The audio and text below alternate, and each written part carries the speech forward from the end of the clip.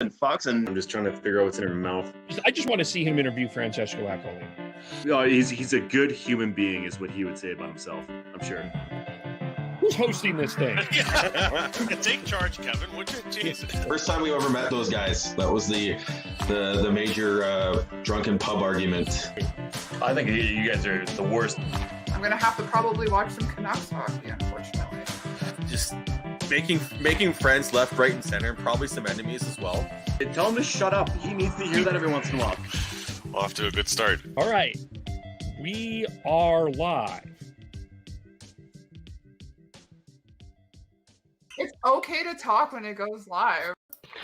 Well, hello, everyone. Welcome to the Hockey Podcast.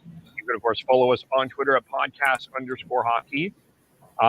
Facebook for a while.com, the Hockey Podcast, soon to be meta.com. I'm not sure. Are we supposed to get like virtual reality glasses now too? I'm not really sure how that's going to work. But you can also subscribe on youtube.com, the Hockey Podcast.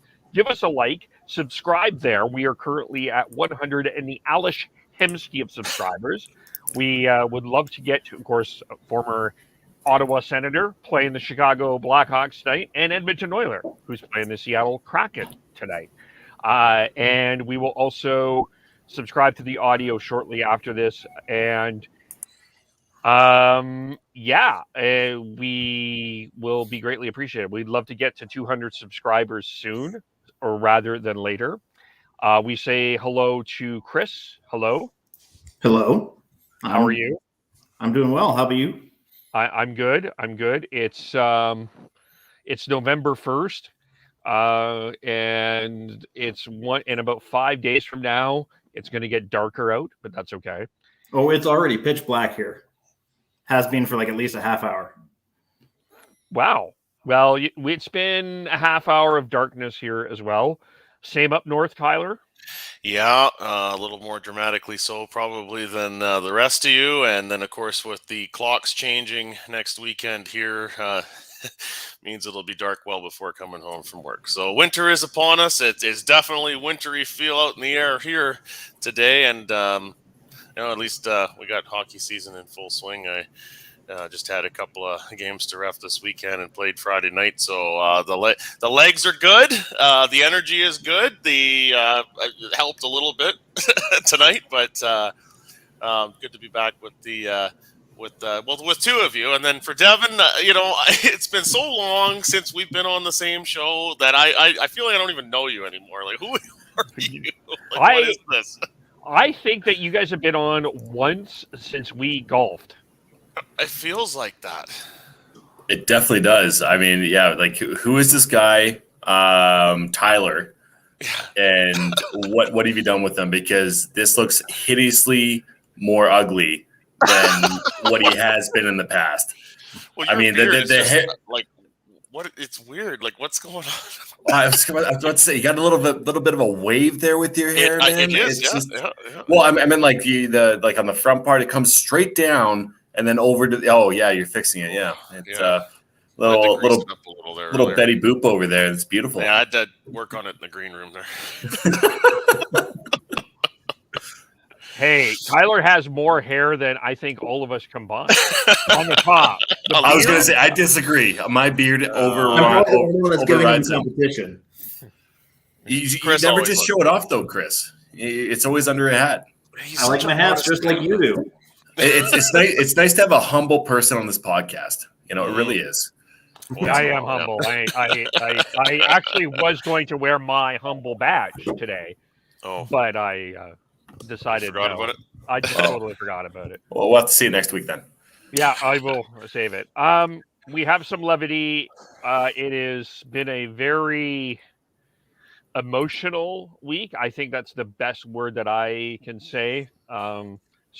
This week has been very tough, so we're going to get off with the stuff here, get it a little out of the way. And it's hard to not talk about the two elephants in the room I right now. And of course, we had the report from this week from the Chicago Blackhawks on the player, which was revealed to be Kyle Beach. He did an interview with Rick Westhead this week that I think shook the foundation of the National Hockey League.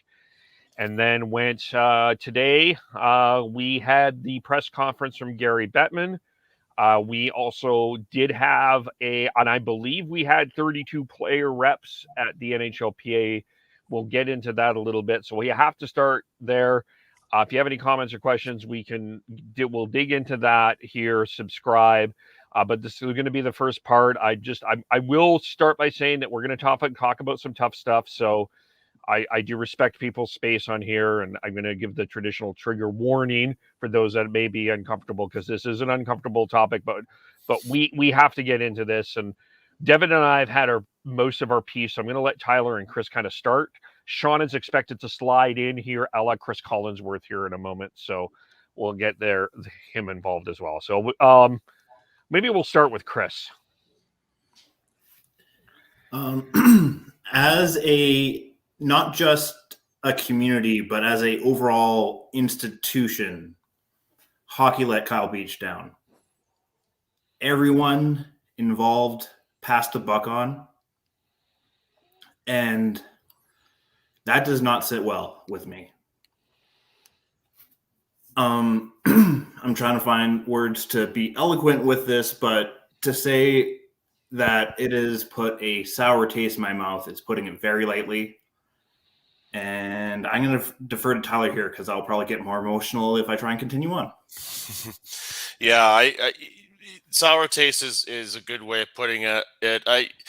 For me, we kind of knew that, there was some digging around going on with this with Rick Westhead, but when it all sort of came out and the Block and Jenner report was revealed and they did the press conference, and then especially when Kyle Beach decided to reveal himself in that interview with Rick Westhead on TSN, I mean, it was a fucking bummer. Let's just be honest. Like, this whole situation just sucks. And for me, I mean, it's not somebody that I knew. It's not my team. So had it one of those two or both of those things been the case, I really don't know how I would feel about it. But at the very least, it's so disappointing, because it reflects poorly on our sport, and this can't possibly be the only kind of thing like this that's gone on or maybe going on. And it really shakes everybody that has a passion for hockey on some level. And everybody is going to react differently to it. People that have had those sorts of traumas in their past, and they start hearing about this, it's rough stuff, man. I'm not one of those people, but at the same time, you got to feel for others that didn't get some form of justice. Kyle Beach may not ever get the justice that is required for this type of situation, but good on him for revealing himself and coming forward and willing to be vulnerable there with Rick Westhead, because hopefully going forward that will help not only him get some answers and some justice for what happened, but hopefully prevent similar things from happening in the future. And maybe will encourage others that have some information on things that are trying to be buried come forward with that information and help others that are victims get some justice for themselves as well. So this is something that's going to, continue to be part of the news cycle, I'm sure, for a while. But it is nice every time we can actually sit down and watch some hockey and move forward a little bit as well. So, that's where I'm at with it. It was definitely a bummer to kind of finally hear the full story, and then watching the interview with Rick Westhead and Kyle Beach. I had a couple of friends over at the time, and I mean, there wasn't a peep said. I mean, everybody was just kind of stunned at what they were watching and what they were hearing. Yeah, I just also want to add that the level of courage that it took Kyle Beach to be able to do that is mind-boggling. Like, to put your name on that publicly as a victim, yeah, no words other than just like superhuman level of courage. I fully commend him for that. And I just want to also add one last thing as far as what happened to Theo Fleury and Sheldon Kennedy. We said that as as a sport, this should never happen again, and somehow it still did. Yeah. So we need to figure out some level of process or guardrails or whatever terminology you want to use for it to make sure this never fucking happens again. Yeah, and if I may, Kevin, just to pick up further on that, I mean, Chris had said it off the top that the hockey world failed Kyle Beach, and I think this is another example, and I'm sure there's other moments that people come across in life where the easy route is to just do nothing about it, and unfortunately, this was a situation where that happened on enough occasions where something that had to happen didn't happen, and I guess we gotta really praise the excellent journalism by Rick Westhead and Katie Strang and some others that have been pursuing this to finally get some answers there, because it's I guess it's tough. Like, if you're somebody that has some information but you don't have much clout and you bring this forward and you make the video coach look bad, what if you're not supported on that, right?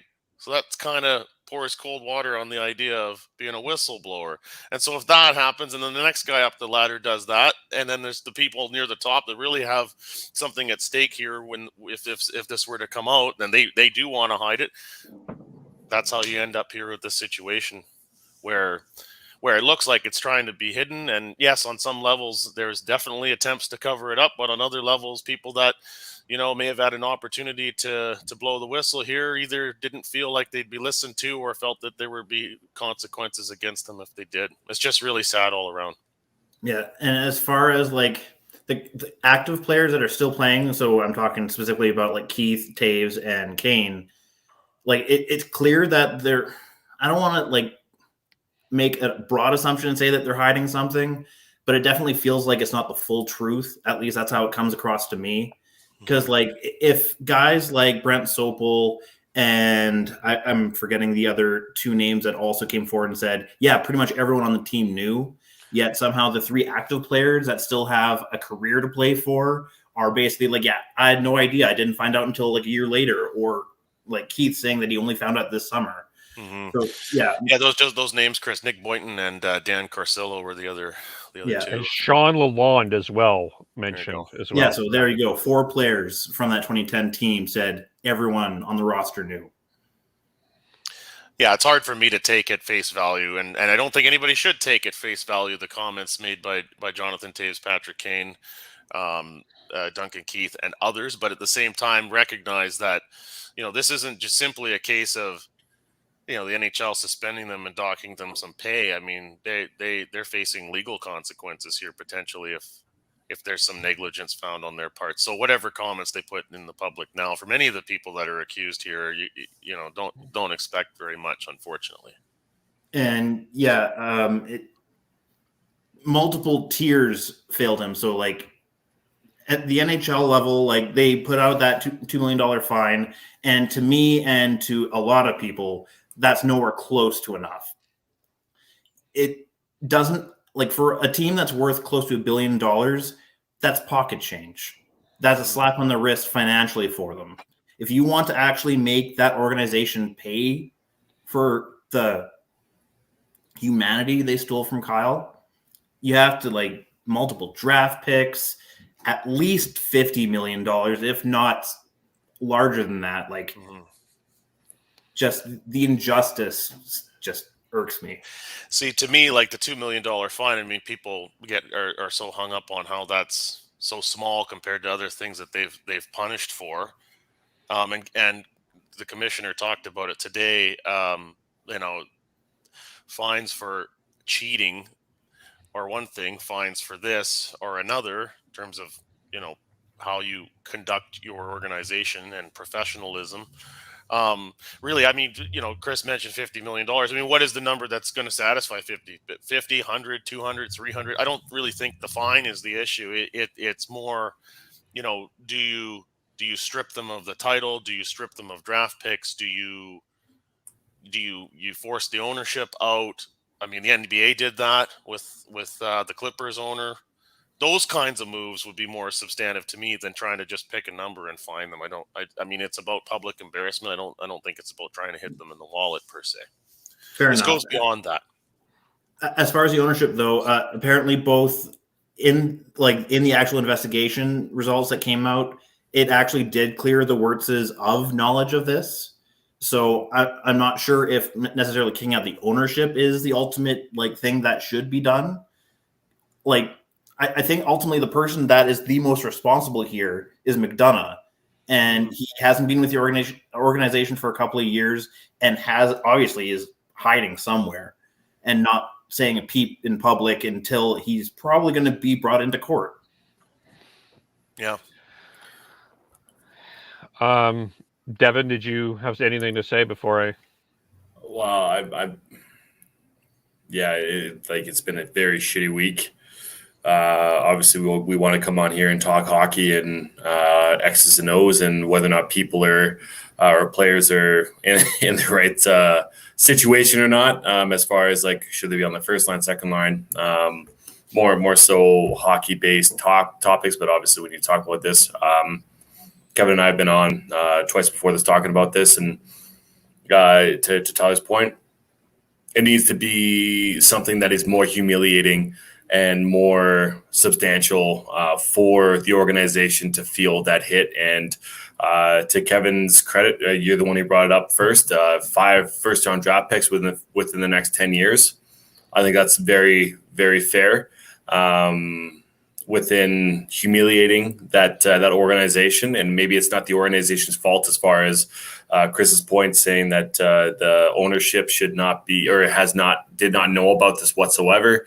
But at the same time, there needs to be justice for Kyle Beach and for that 16-year-old kid who got sexually assaulted as well. Let's not forget about that as well. And the fact that Kyle Beach is the only person who has really said sorry to that kid, it's a goddamn crying shame. And Gary Bettman will get it. I'll save my comments for Gary Bettman in a bit here. Yeah, it's been hard for me too. I mean, even a couple days ago when we were doing the Flames recap, I have to admit, to be honest with you, I was having trouble complimenting players because I just felt like there was something in the back of me. It was like, what if? And I hate to feel that way, but that was sort of kind of the feeling that I had.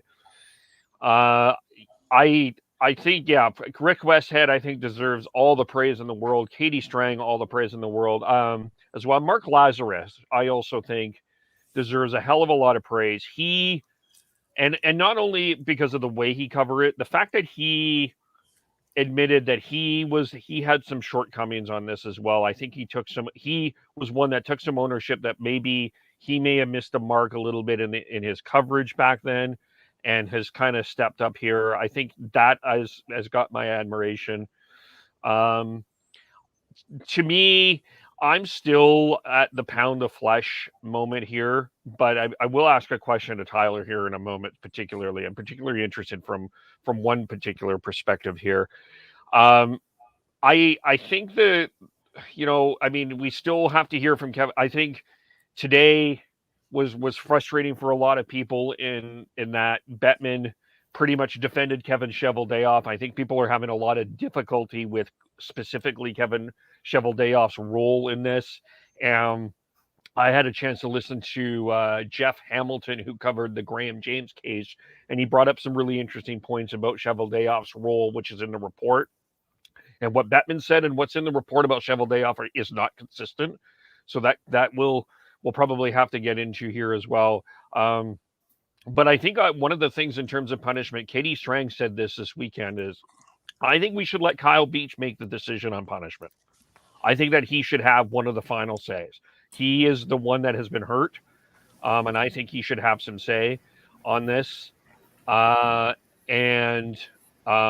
think, yeah, if it's draft picks, if it's more of a fine, I think Kyle Beach should have some say. But I think in terms of Bettman, what really bothered me today was not only Cheveldayoff, and not only the way I understood the due process part that he was trying to say about Joel Quenneville, But I really don't think that there was a single reason for Joel Quenneville to coach on Wednesday. But the fact when Rick Westhead asked if he would support John Doe too, in terms of any counseling, he said he would have to look at the situation. That just felt callous to me, because the answer at that point should unequivocally be yes. Like, I don't think that there's any question about it. Because of as Chris mentioned, as hockey, we failed Kyle Beach. We did also fail this other kid as well. And I think that this is an unequivocal yes. To me, that should have been Bettman's answer. And it disappointed me that he came up with lawyer speak. I understand he's a lawyer, and I understand in a lot of ways you had to approach this in legalese, but I think it was too much legalese and a lack of humanity. And that's what didn't sit well with me when I was listening back to the press conference. And what's a little contradictory is in his remarks prior to the Q&A portion, he actually mentioned that the NHL is setting up a multi-tiered network. So regardless of what league, whether it's the AHL, the CHL, American Hockey League, whatever, like they're even down to, I think he said, including minors, like setting up a hotline or some sort of network of support for people like that. So like if you're saying that you're going to set that up and you're going to talk to the people to make that, then why also not commit to helping John Doe too? Yeah, I mean, so to Kevin's point, I mean, Bettman being like Bettman, I mean, have we ever seen him show any humanity really in public? I mean, it's, there's Gary being the lawyer, but there's also just that Gary's never been never come across as a very good communicator or any kind of form of warm and fuzzy at any point in his career. I'm going to defer to Wyatt Arndt at the stanchion on Twitter. I mean, I just saw this before coming on the show here. Quote, Gary Bettman is doing exactly what the owners want him to do: protect the business, minimize impact, and try to move past the Kyle Beach situation as quickly as possible. Would be nice to have a league that actually cares about the human side of sports, but money always wins. And sadly, that is the truth. I'm sure there are some owners within the ranks of the 32 clubs that probably are feeling some unease over how this all looks and how it reflects on the league and how it reflects on the exclusive group of owners that are part of this league and their values and all those kinds of things. But at the end of the day, probably more of them than not are hoping Gary can perform some effective damage control here, and I think that's what he attempted today, as callous as it is. Gary Bettman, you're a fucking coward. You're a goddamn piece of shit as far as I'm concerned. That is unacceptable of what press conference you had today. You should have owned up to what the fuck what has happened under your reign in the NHL. I don't give a shit about fucking money. This is about people's lives that we're talking about here. A 16-year-old kid was sexually assaulted because the people who are under you and that you are Responsible for, taking ownership of, being a goddamn leader is saying, follow me. This is how we're supposed to do things. I don't give a fuck if you're a goddamn lawyer. What has happened is unacceptable on so many fucking levels, and it doesn't matter what I say or how I say it. It still doesn't give it justice. So to Lewis's point, Bettman should go as well, as he knew it as well. 100%. That was in our comments. 100%. The fact that we are still here questioning how you are running the NHL, it makes me sick to my fucking stomach. It doesn't make me want to watch hockey anymore. I talked about this earlier this week with Kevin. The first two periods that I watched of Calgary versus New York Rangers, I couldn't get into it. It wasn't the same feeling that I have. Hockey should be an escape, not a detriment towards.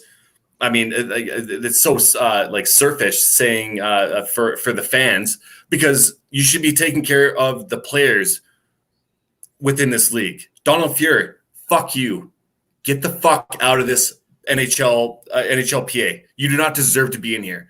We know from multiple sources that you were told about this, and you did fucking nothing. Nothing. The money means more to you? Go rot in hell.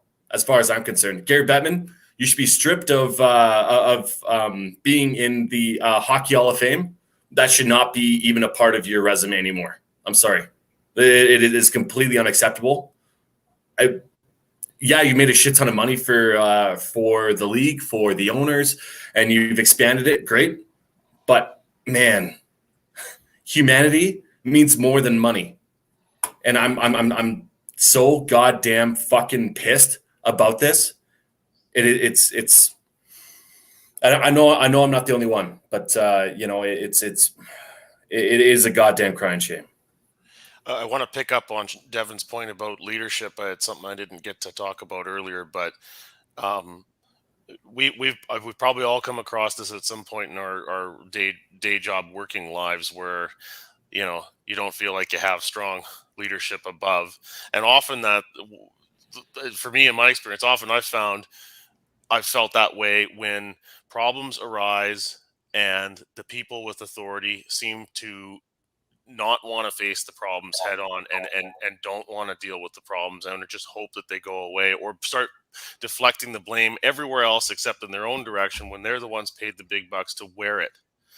And that's been a humongous failure here as well, right? I mean, the hockey, as Chris has said, at many levels, people have failed these victims, but the lack of leadership here is just appalling. Like, if somebody at the player level, I know people are on Johnny Taves and the alternate captains at the time about their lack of leadership here. Okay, well then at the coaching level, the general manager level, the president level, the ownership level, and then going to the Players Association. I know Sean's on now and he has lots to say about that. And then of course at what Devin's just talking about, the upper levels of the league, all as it's come out now, all showing tremendously weak leadership in this regard, not wanting to just take the reins here and do the right thing.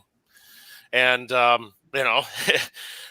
me, I don't think that the consumer confidence is going to be dented that severely once with some time passing by here. But I mean, it's pretty bad, and it makes you wonder what other thing might come along in the future where nobody wants to do the difficult thing and do what's right, because it's easier just to do nothing and hope the problem goes away. It's easy to apologize after the fact, but it actually takes courage to make the right decision in the moment, and nobody did that for Kyle. No. And Kyle had to do that for himself, which is after sitting on it for a decade. Exactly, a decade plus a year. To Tyler's point, I just want to vent here for a second. Jonathan Taves, you are highly regarded as one of the best captains within this league as of right now, within the past decade, within this generation. Mm-hmm. Patrick Kane, you're arguably one of the best players, the best U.S. hockey player of all time. You did fucking nothing. A goddamn disgrace. Yeah, and I've had this conversation with one of my friends, about the fact that Kyle Beach was one of the Black Aces at the time in the playoffs, and the Black Aces practiced separately, I guess, from the main team in this. But look, they're still traveling, they're still around each other. It's hard for me to buy the idea that the captains of the team, the most the big star players, the important presences within the group, don't have an inkling as to what's going on. That doesn't wash with me. I don't buy that one. It's just hard. It's hard to believe what Jonathan Taves is telling us, that they didn't know anything at the time. Well, what doesn't wash. What doesn't compute for me is he said he learned something in training camp the next year, and then 3 years later, Brad Aldrich is put in jail, and then it's taken 10 years for him, and he barely could muster the name Kyle Beach out of his mouth. That's where I was shaken by. I'm like, I'm sorry, I'm having a real difficult time at this point believing you didn't know anything, and you couldn't have known something. Yeah, it makes you wonder if the PR people or lawyers had told him not to mention the name, and if so, I'm not really sure why. But it's an interesting point, Kevin, that it wouldn't be mentioned by name at all. You'd think that's fairly by design, right? not only that, but most of his actual statement was actually defending drawing blanks on the names. Stan Bowman and Al McIsaac. Yeah. Defending management instead of actually talking about the humanity that was stolen from Kyle. Yeah. Well, hello, Sean. You came in at a time, but you knew we were going into this, so we'll give you the floor here. We've kind of had our vent session. We're kind of on Bettman, but I know that you'll take us in a different direction as well. But go ahead. Well, first off, I feel sick to my stomach after watching the past week unfold. It's just this over the past 18 months we've seen things come up, or 2 years we've seen things come up about hockey and quote unquote hockey culture that puts the sport that we love in disrepute. And this just was one of the worst ones we've had. And Kyle Beach deserves better. John Doe 2 deserves better. Hockey deserves better. Hockey fans deserve better. The Hawks did not do anything well in this. They failed Kyle Beach. They failed John Doe 2. The NHLPA failed Kyle Beach. He brought it up to their attention, and he failed them. They failed him. There are massive things that need to be fixed for this, so we can make sure that predators like Brad Aldridge, A, are not part of hockey, and B, get caught if for some stupid reason that they are. And the way that everyone from the players, Jonathan Toews, Patrick Kane, Duncan Keith, all the way to Donald Fear, to Gary Bettman, the way they've all handled it this week has been just frustrating and angering, because there's been Taves and Kane showed more empathy towards Stan Bowman and Al McIsaac than they showed towards Kyle Beach, and that's pathetic. Mm-hmm. Yeah, it feels like they still didn't want to believe the story despite an independent investigation into it. I think there's part of it. Part of it is that, like, we're talking. This is a very human story. We're dealing with very human and flawed people here. But it's just, at some point you have to ask and demand for better. You have to ask and demand for so that the person who is the victim here, the people who were the victims here, don't feel like they're still being shunned, because the way a lot of these people have acted, it really doesn't feel that way. It really doesn't feel like that hockey is for everyone. It's only for the people who play the game. It's not for the people that believe. Yeah. It's for the people that believe in winning at all costs, is what. And that just drives me nuts. Yeah, old school mentality. That's what I've been left to feel like, right? Like I think we all kind of already felt like that was the case, but it's plain to see here now what the attitudes were, and based on what's come out of this investigation.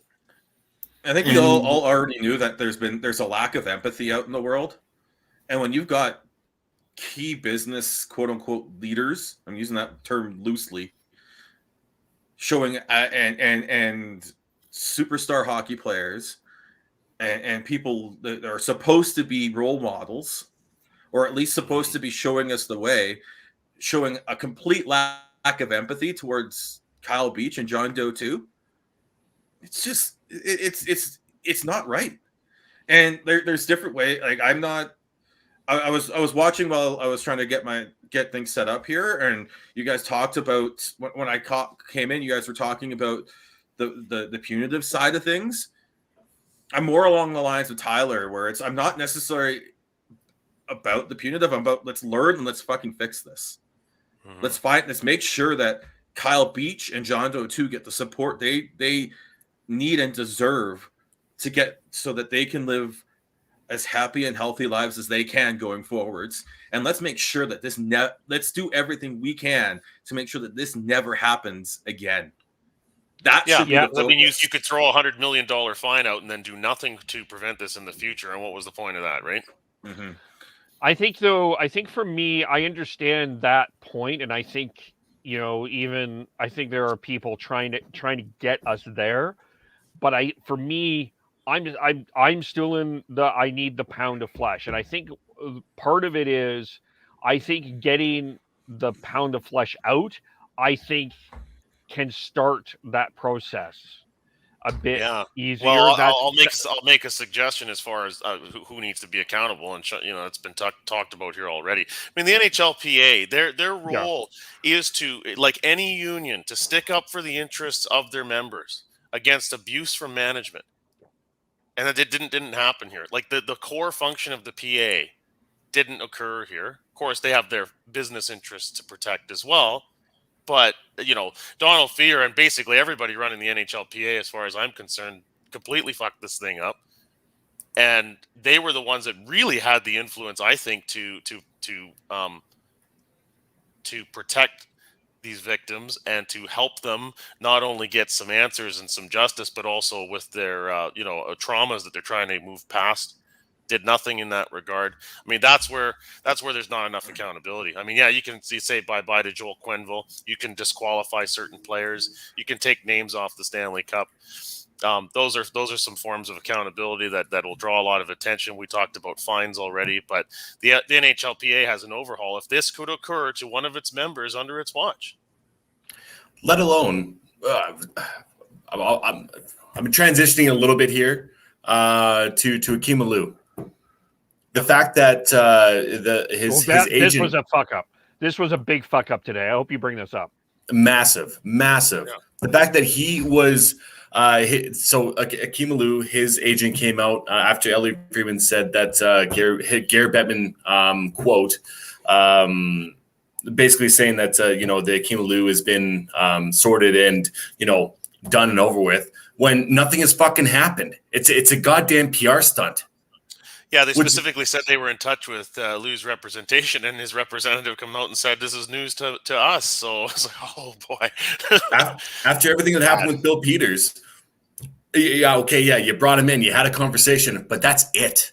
That's fucking it. Let alone everything else that he's gone through with racial profiling, racial bullshit within the NHL, within the AHL, throughout his entire career. This isn't just the NHL. This is about fucking hockey.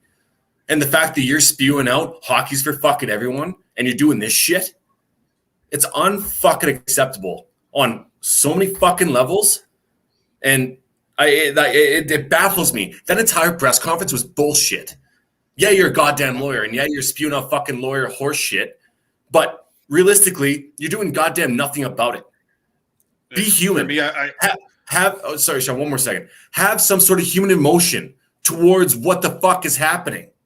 Yeah. For me, as I said, I'm not one to push the punitive side of things, but I'm done. I think we need to there needs to be a groundswell of movement to get rid of Gary Bettman as commissioner of the NHL, because of the way he's acted every time he's been approached with anything controversial has been absolutely embarrassing. He showed he comes across as slimy, as smarmy, as non-empathetic at all. The fact, and it's embarrassing. It's detrimental to this league, especially when you say they keep trying to say hockey is for everyone and NHL is for everyone, but it's not. Especially when you have Gary Bettman leading it and talking down to everyone, whoever asks him a question. Yeah, and even today in the press conference, Rick Westhead was trying to get some questions in. And it took his colleague, Pierre LeBrun, forcing the issue before he actually did. Come on, Gary. Are you serious? Well, not only come on, Gary, not only come on, Bill, but come on, NHL staffer handling that Zoom call because it's very Yeah, clear. I mean they're not very freaking idiots. They know what's up. Yeah. Yeah, it's just like what the hell, guys. What a fucking joke! It was a complete joke today. What happened? And like Devin said, though, like it doesn't matter how much money Gary has made the league. When it comes at the price of humanity, I mean, it's meaningless. But unfortunately, I agree with you. I think Bettman is one that needs to go. But I'm having trouble seeing it happen. The only way that I think that could be an interesting wake-up call is if the next homestand for the Seattle Kraken, we see empty seats. And the reason I say the Kraken is because that's the honeymoon phase. There's supposed to be a sellout. We're all happy in Seattle. But if we start seeing empty seats there, that consumer confidence problem, I think that starts to erode a little bit. And that's maybe where I think the owners are like, okay, maybe we need to, you have to talk with them. You have to speak wallet with them. And I think that might be where that goes. If we see empty seats in Seattle or Vegas or Chicago, that might be where the owners you see big league sponsors walk away from the league. Yes. Yeah. That would also get their That's attention. the I'll big thing believe that when I see it, right? Like and that's part of the groundswell of movement that we need to see is we need to see we need to see the public pressuring the sponsors, public pressuring the big money that comes in and supports the NHL. That's what needs to happen. It's not necessarily the ticket sales as much and seeing empty seats as much as it's the big sponsors that make the NHL the most that That's what needs to happen. That's what needs to see. Reebok, if that happens, Nike, Boston Pizza. If that happens, you're definitely I would almost guarantee if you had sponsors of that magnitude walking away from the NHL, you'd probably have at least a few owners breaking rank there and starting to wonder whether Gary's the guy anymore. Yeah, I actually fully agree with that as a concept because that's exactly how Bill O'Reilly got taken off of Fox News. All the sponsors dropped out, and once that happened, Fox gave him the boot. Yeah. That's fine. I mean, you look at Sakaris and Price's success. That's all the sponsors left that former station. That's funny onto. And went with Sakaris and Price, and they even went with Donnie and Dolly as well. So you're right. I think that's a big thing. But I at the same time, I do think that there needs to be some finger pointing at the NHLPA, and I think it needs to be more than Donald Fehr. And I'm one of the things that I'm deeply concerned about here is Donald Fehr is probably going to be skate off with the Rice Nation, and he's going to ride off into the sunset. I can't think of anything Donald Fehr has done within the past 10 years other than negotiate a deal. Like I honestly can't. But the deeper there's even with this, but even as much as people were thinking that Robin Lehner was off his rocker a couple months ago with his tweet storm in the NHLPA, I think that there's very much been some legitimacy coming out of this. That the NHLPA is not serving its players even as a whole. And there needs to be a groundswell change, fundamental change within the NHLPA. And I'm glad that they are getting together. I'm glad that the NHLPA is angry enough to bring up these issues, but there needs to be a foundational change there. Yeah, I agree. I kind of hinted at that earlier. I mean, not just removing Donald Fehr, but I mean, everybody in the upper levels that are running the show there probably needs to be held accountable in some form or another. But also, just the structure of their union and how people are put into the positions of power and how people are hired to run their player support programs. I mean, just go down the list. The whole thing needs an overhaul because, I mean, not only are they not really doing a great job of protecting the players' interests collectively, but they're failing individual members on really critical things here. And as I said earlier, I mean the core function of a union is to protect its members against abuse from management. And so there's no clearer example than this.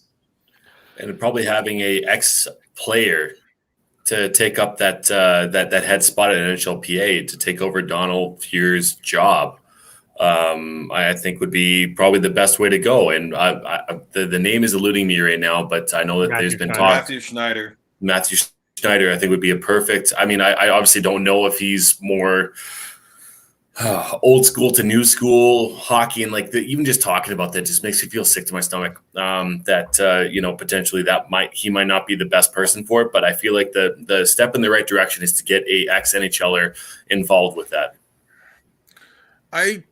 Maybe, but I think part of it is it needs to be wholesale changes on what the PA's mandate and job should be, because we even take this out of this whole situation. We go into player safety and how they represent players who it really seems that they do more job trying to protect players' incomes that they could lose for suspensions, as opposed to the players who got injured because of the bad plays and their health. That's, to me, that's another massive failing and misdirection that the PA has currently. It should be about player safety and health above saving one or two games of game pay. The handling of Jack Eichel is a good example of what we're looking at here. This is a kid that potentially could lose at least a season, and I'm not telling tales out of school here. I don't think this is potential career issue. Yeah. I mean, we bitch all the time on this show about the disciplinary process and how the NHLPA seems to be sticking up for the players that are committing transgressions on the ice, as opposed to supporting the people on the receiving end of it. That happens all the time as well. Another area where the PA has been failing miserably. I do want to address Dylan's question because it is an awkward one, but I think it is actually a valid one, and that was something that I was thinking about. And it is not to be ask something bleak, but in your guys' view, if this was another thing, do you think it's handled this poorly, team or player wise? And I think there's the validity is, and the question is this is one of the high-ranking original six teams. This is the Chicago Blackhawks, considered a model franchise at the time. He might also be going at an angle from like a former Canuck rival as well. And I'm just going to come out and say, for me, the fact that Chicago has no effect on my opinion of this. This could have been any of the other 31 teams in the league, and I still would have been just as disgusted. Same. Even if this was it's almost actually more so. If this was the Canucks, I'd be even more angry because there's a more emotional attachment to it. Yeah, this has nothing to. The Hawks rivalry for me is gone. Yeah, it is what it is. It's whatever. This just it's sickening. It puts the sport in disrepute. That's where we're at, and the sport needs to be better than this. The NHL needs to be better than this. All 32 teams need to be better than this. Doesn't matter what the logo is on the front. You need to be better, and you need to be able to step up, and they need to be able to step up and be better. I think I'm interpreting the question as if this was because this was a high-level franchise. If this was the Arizona Coyotes, what are we looking at? Is the punishment different? That's sort of where I interpret the question, and I don't know. I'm going to jump in here and say that I would hope that the other 31 teams within this league would deal with it differently. You got to hope that to Joe Quenneville's slimy, stupid fucking quote saying, "Hey, we got a championship to win here. We got a Stanley Cup at the stake here. This means more than a person's humanity." You got to hope that every other team would deal with this differently. I don't know if they would or if they will or if they would have, but overall, no matter who it was, it doesn't matter. It really doesn't matter. The fact that we are all the same species, we're all the same. We all deal with the same bullshit. Doesn't matter whether or not you're Rogers, Telus, insert massive corporation name. If this happened to somebody with under that organization, it should be dealt with the exact same way. And I actually recently talked with the next NHLer, and he said, "Listen, it's really not that fucking hard to dial 911." Yeah, I'm not confident that a different organization having this crisis unfold would have handled things any better.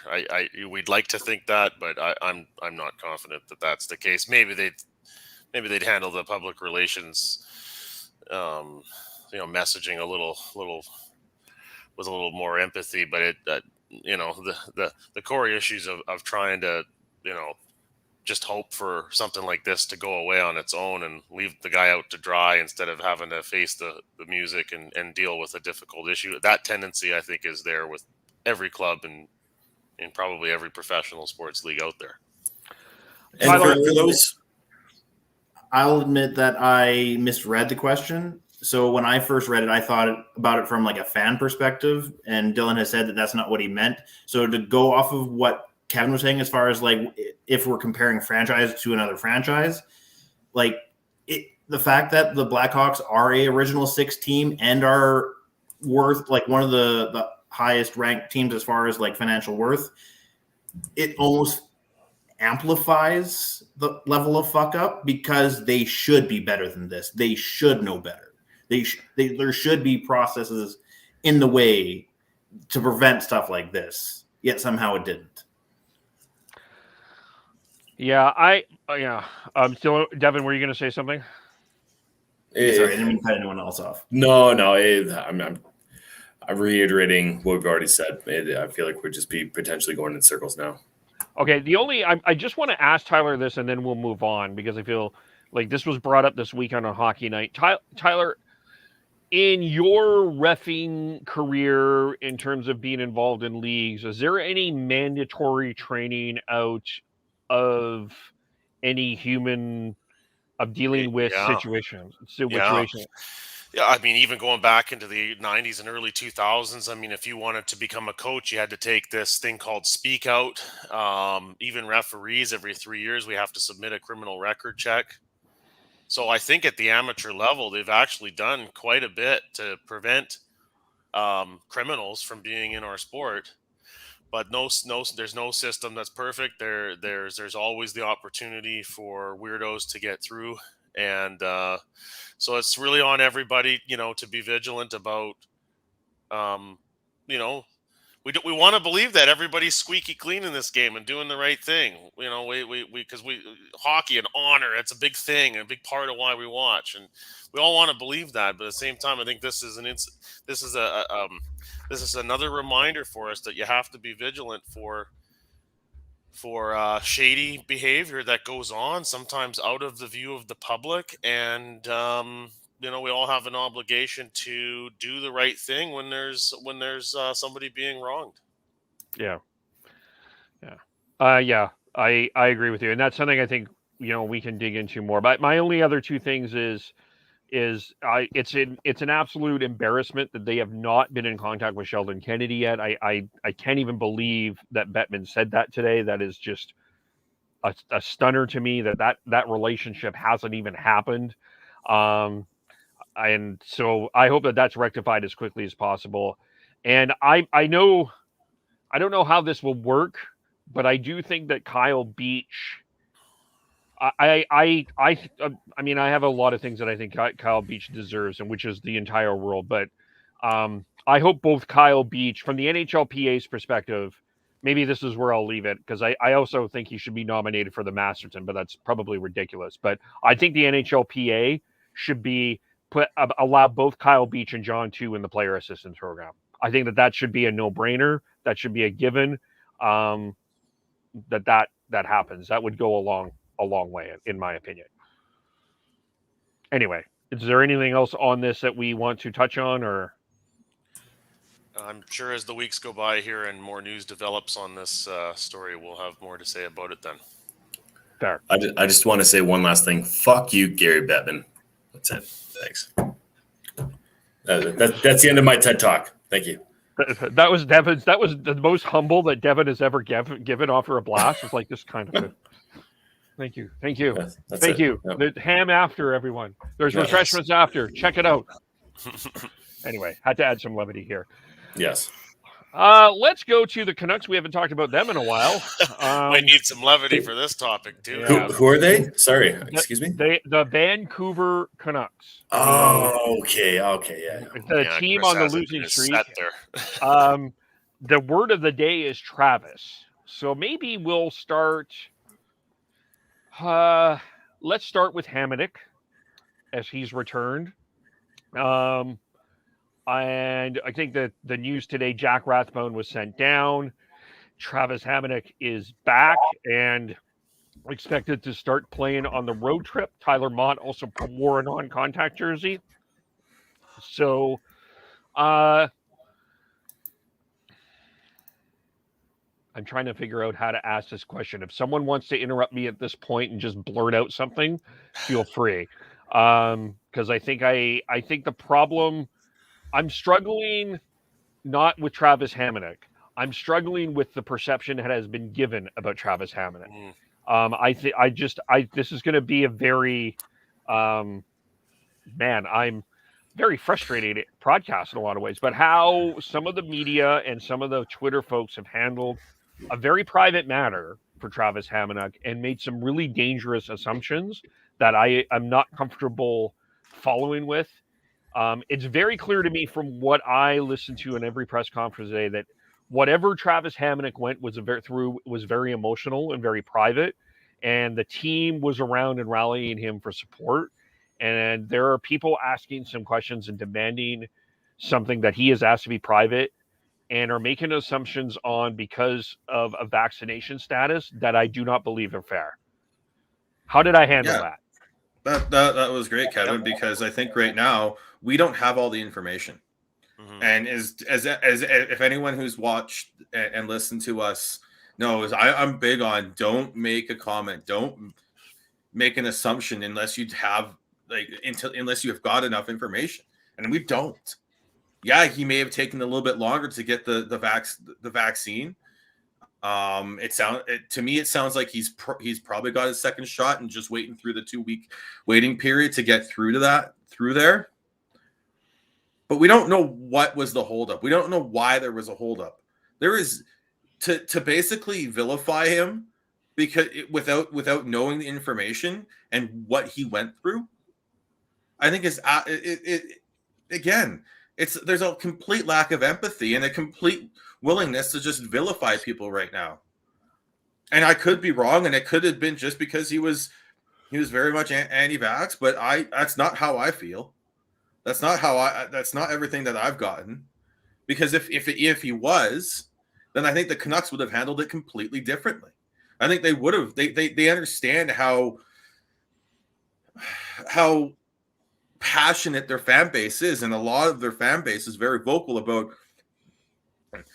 following the vaccine mandates and recommendations that have been put out by the league, the government, and they need to be, and let alone the PA who have agreed to it.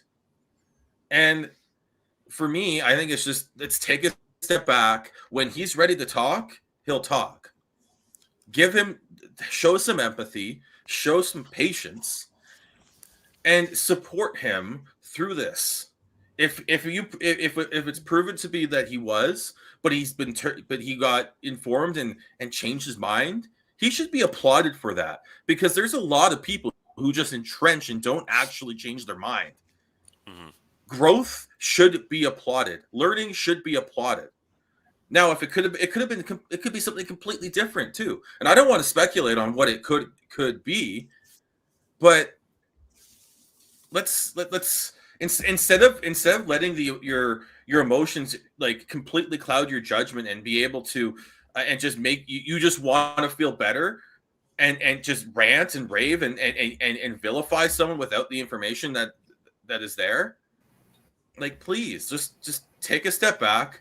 He's taken the steps that you've been wanting and demanding he do in getting the vaccine, and now he wants to play hockey. Yeah. Guess what? The Canucks need him on the blue line too. Yeah, it's just so baffling to me, like the people that are just that have been vilifying him, to use the term that Sean's been using, and that's both fans and media. I mean, like why? Like what is the point to feel good? Like you puffed your chest and made a big statement on Twitter, like you're some holier than thou, like dude, like get over yourselves. Like it's. You think Travis Hamonic is the difference between making the playoffs or not making the playoffs? Do you think Hamonic's the difference between winning a cup or not a Stanley Cup? I mean, get real. Like, okay, so he's going to miss some games. I mean, guys miss games due to injury. They would not have re-signed him if they felt he was an anti-vaxxer and was never going to comply and was going to be no use to them. So, like, take a deep breath, calm down, realize these guys are human beings too. Again, I'm with Sean. I'm not going to speculate it or take guesses as to why he wasn't with the team to start the season. The good news is he's with the team now, and apparently is fully vaccinated, is going to be ready to go. So, I mean, it's just this is an extension of kind of the broader issues we're having in our times right now, where people are on edge over the pandemic and getting out of the pandemic and vaccines and mandates and choice or not choice and all this. I mean, everybody's heard the words. It's nauseating at this point, I think. But this entitlement and this need for I deserve answers because he's a pro athlete on a team that I support. Like, people, you're not that special. Come on. Like, it's Travis Hamonic playing for the Vancouver Canucks. This is not. This is not like we have questions over the Prime Minister's vaccination status or something of much larger significance than that. Like, come on. Yeah, I agree with Sean. If this was truly just about vaccination status, the team would have handled it differently. They would have treated it like the Edmonton Oilers did with Archibald. Like, it would have been handled in a much different way. The fact and just to jump in on that, I mean, there was media that were piling on Josh Archibald and saying all kinds of mean things about him being selfish, and like, whoa, just slow down on that. Like, whoa, doesn't mean the guy's not going to ever vaccinate. He might come around. Yeah, and treating them like that is probably going to make them double down and not convince them to come to your side, which is ultimately what you're trying to do. Yeah. And there was one other thing I was going to add. For the sake of continuing this on, I'm gonna. Sorry, Chris. I'll take the L on that one. I ruined your train of thought. You know what? I'm going to jump in here and say that for those people who are wanting to, the word of the day should be vilified. It should not be Travis. It should be vilified. But it will be Travis. So don't do that because you won't get your ballots in. But if you're going to do that, you should make your podcast Dumb Drance Podcast, brought to you by Dumb Fucks Incorporated. Actually, and I'll go off of that because actually that was part of what I was also going to jump on. Beautiful. Because I think both Kev and Sean were being polite in the sense that they didn't actually name names. Out of the five of us here, I'm probably I don't want to use the word fan, but probably the most fond of Thomas Drance out of the group of us. And I think the way that he has covered this specific topic has been to the point of unprofessional at this point. Like the way that he was trying to follow up with Green during that presser today, it comes across as unprofessional. He's trying to make Hamonic out to be this bad guy when it's been a public knowledge that he is very protective of his family. He has taken time to step away from the game to do that. And obviously something traumatic happened to the point where he needed this time and space.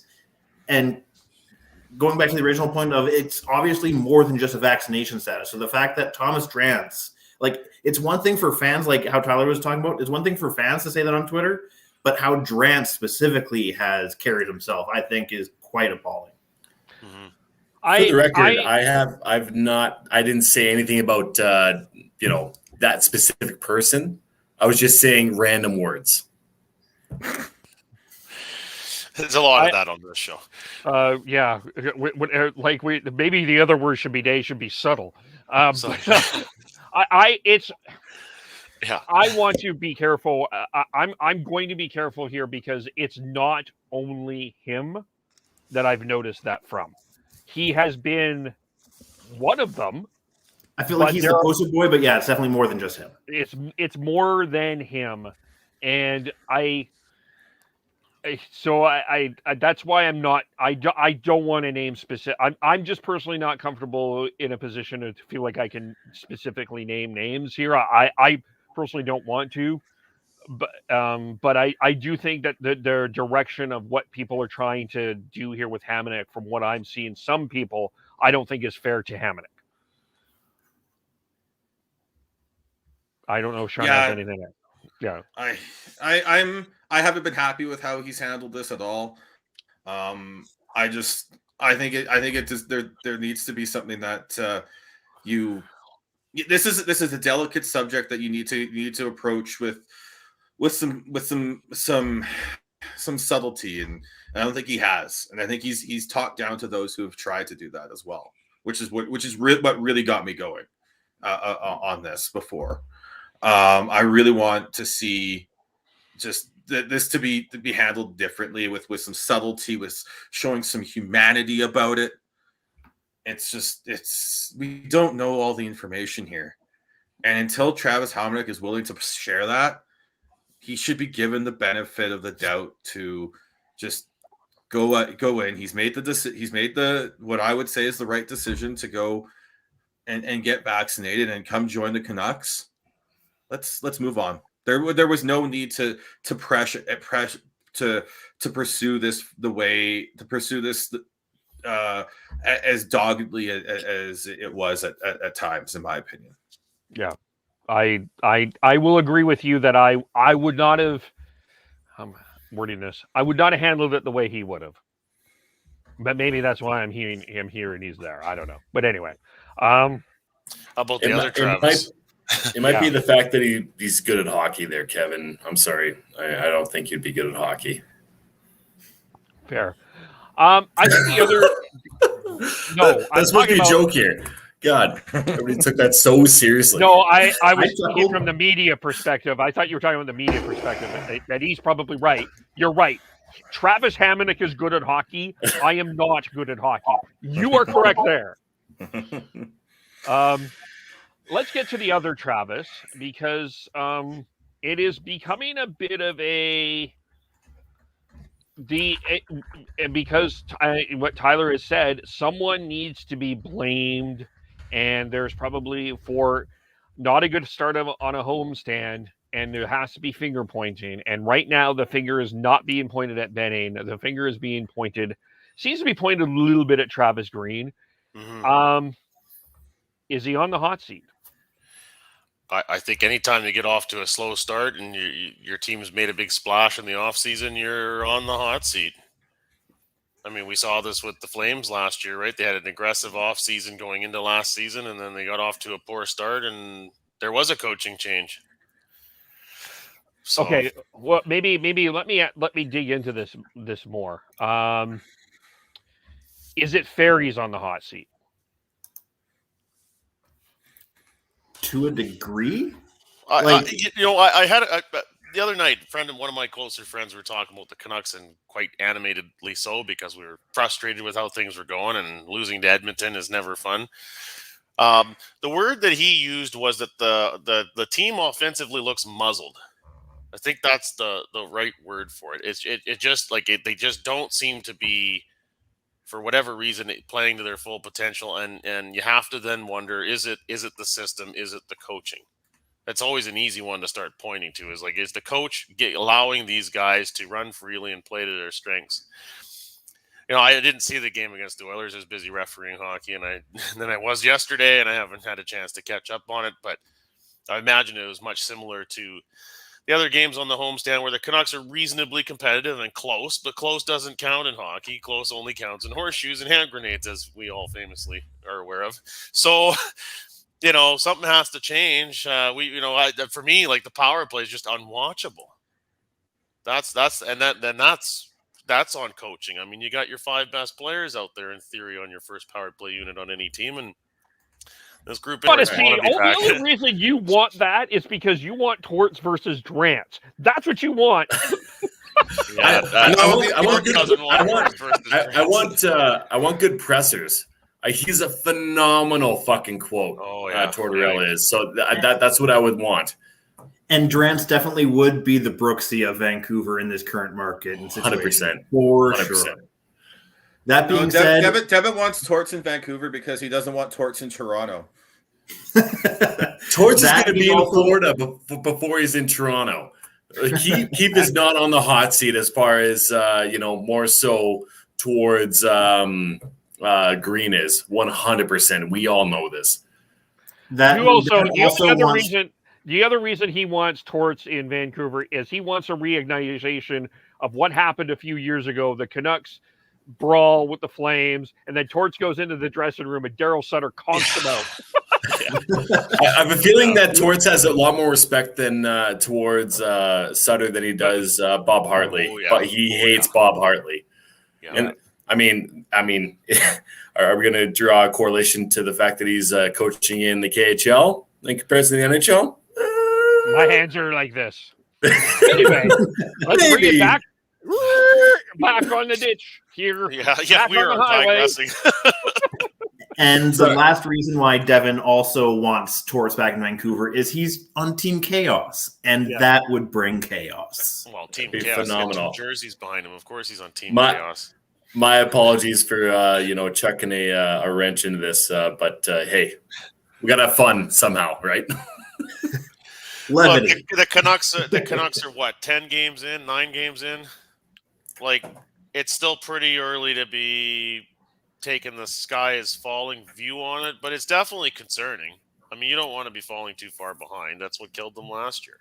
Well, the longer this hole is being dug, the more reasonable it is to make a change, whether that is a coaching change or not. But obviously, the longer this happens, something has to change to cause the turnaround. Yeah. Well, the biggest one is Pete Pedersen getting going would certainly turn things around in a hurry for the Canucks. Not to put it all on one guy. He's just one guy, but he is the most important guy other than it's maybe the offense, goalie. period.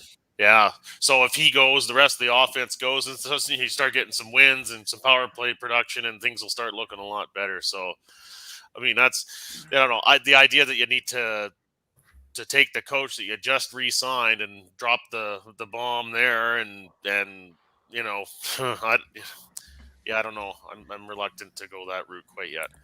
I do not think that Travis Green's on the hot seat just yet, but there's a potential for him to be. I know there's fans calling for him to be fired, but they're emotional, irrational fans at this point. I think there's a lot more going on than just the play, because I've seen people say that the players aren't playing for him, and then no, it's not that. Right now, I think the Canucks are overthinking things. I think the Canucks are thinking too much.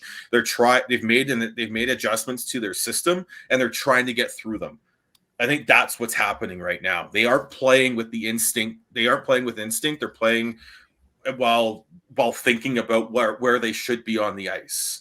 And once they can get past that, and if they can get past that, and if the offense starts going, this talk right now will be laughed at, because it was a bump in the road. But that's an if, right? That's an if. If this pattern continues, then yes, Travis Green's going to be on the hot seat real quick. And realistically, we're looking at the West here. There are 4 teams that are tied with the same amount of points, 7 points altogether, which means that if we're looking at the quote unquote wild card, first week or the first day into November here, you have Anaheim at 9 points, Nashville, Colorado, and Vegas are all at 8, and then you have Dallas, Los Angeles, Seattle, and Vancouver all at 7 points. And there's a lot of hockey left to be played, but you can't really. It's hard to ignore the whole adage that if you're not in the playoff spot by the time U.S. Thanksgiving is there, that definitely is a stat. As ridiculous as that sounds, it is 100% a stat. And if we're going to do that, then we're looking at Detroit, Florida, and Buffalo to be in the playoffs over there in the Atlantic, and which is a goddamn scary thought. And if anybody thought that was going to be a word or a sentence that was said within the first month and a half of NHL hockey before the season started, it's absolutely ridiculous. So a lot can happen within these next few months, but you do want to make sure that you're not behind the eight ball and you're not trying to play catch up, because right now the Canucks are trying to play catch up, and whatever that shakeup will be, or whether or not they stay true in point of what they have going on right now, you got to think that Pettersson is going to find his step, and you got to think that the offense will find itself. Mm-hmm. But until that happens and there's more losses, the irrational fan reaction is going to happen. And look, there's nothing wrong with that. That's fandom. That's part of fandom is to over dramatize wins and losses. So we'll see. We try to bring some calmness to the whole view on this show here, but that's the ups and downs of a season. I mean, when the Canucks got some wins, I mean, didn't we all feel great when they beat Seattle? So just try to hang in there while these guys find their way. And Petey's the player that. And we've seen this before. If you miss the training camp, it can be a bit of a process to get caught up. I liked what I saw. I liked what I saw from Petey on Saturday against the Oilers. I saw some assertiveness. I saw some aggressiveness. I saw some confidence. That's good, because those are the things that have been lacking, right? Yeah. The game before, he was an absolute train wreck. Like it just was like, what happened? Did the Monstars from Moon Mountain steal his talent? Are we going to see a Space Jam hockey thing going on? What happened? Like it was that bad. But what I saw from him on Saturday, like looked to me like he was turning the corner. And if you can get the lotto line going, it'd be really, really tough to see that they don't the rest of it doesn't fall into place here. So for my perspective on the Green situation, here's the rational part for me. The Oilers are off to a great start, but they haven't had a long road trip yet, and I'm sorry, Oilers fans. I'm not sold. I'm not buying them yet. I'm not buying that defense. I just don't think what they're doing is sustainable. I don't think what Calgary's doing, we'll get into this in a little bit later here, but I don't think where Calgary is at right now is truly sustainable. How dare you, sir? Well, I would agree more on the point with Calgary than with Edmonton. I mean, I think with Edmonton, there are more tangible reasons to believe that they are improved, but that's my view on it. Why do we have you on here? Your points are it's entirely complete utter nonsense. Is what you're speaking. Look, you're the guy with two jerseys behind you. Don't start with me. You're the guy who doesn't have anything behind you. Yeah, because we try hard for professional analysis on this show. Okay, some of them. And then Devin came with the shits and fucks. That's right. Or potentially the shifts and pucks. Yeah. Anyway. We'll see. Anyway, what? But hold on. I just want to Dylan Johnson's point. Hey, Devin, do you think there's any particular reason why Anaheim has 9 points? It's the fact that you have goddamn Troy Terry, who decided to actually light it up for once, as you were fucking pissed off with me. What was it, 2 years ago, that I said that if you traded him for Sam Bennett straight up, you'd be upset, or that would be a good trade? Listen, Dylan,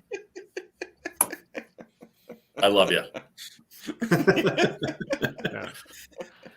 But yeah, the California teams have definitely been a surprise. San Jose as well. Well, that's the one other thing I was going to say is the one that intrigues me is San Jose. I think San Jose is interesting where they're at, but they're still that's the rational side. The other part of this, the other side of this, what I will bring to the forefront is we are seeing teams change coaches and get to finals. And I'm just worried that some owners this year are going to feel a little bit irrational. I'm not saying Aquilini is in this boat, but I'm just putting this out there and think that the solution is you know what? we can't make that major trade. We can't get rid of 20 players. We have to change the coach. Oh, That's it's the only entirely thing that possible. that's the only thing that concerns me. It's entirely possible. Ultimately, that comes down to him, swallowing some more money for somebody that's not working for him anymore. But I mean, recent history with how the Canucks have been run fiscally wouldn't support that move. But I mean, you never know. I mean, he's a fan too, so day to day, you might be feeling more inclined as the losses pile up. Well, and plus the amount of money you can make off of playoff games, it can make up for that too. Yeah. The amount of pressure, if there's going to be one irrational owner within this league that'll make that decision, I feel like it's going to be the Aquilinis. It is right up there. And yeah, you just, to Sean's point, yeah, playoff games make a massive amount of difference within the revenue and within making money flow, especially within this flat cap era and everything that's happened within COVID. I would not be surprised if that would be the case. And like to counteract, if anybody's going to come at me and say, "Oh yeah, you're a Maple Leafs fan," I could not. I feel like that is along the same lines as Toronto. Is that if they do not see change, they might do a coaching change with because making a change within players right now, especially within that top four, would be a lot harder than making a coaching change. So it's all anything is on the board right now, especially within Leafs and Canucks fandom, and trying to figure out, okay, what is going to be the right move to push this team forward. Yeah, and I think the other thing with trades right now is until Jack Eichel does get moved, I think it's going to be hard to make any trades. I think that's the one player and that I think everybody is waiting on before anything else will happen. That's the other issue. And we'll get into Eichel in a little bit here because I think that there's some things to go on that. I wanted to touch, though, just hold on, Kevin. Hold on. Devin, we have another question. Do you have Terry or Bennett on your fantasy team because Dylan thinks you need another jersey? You know what's funny fucking enough there, Dylan, is that I have both of them on my fantasy team.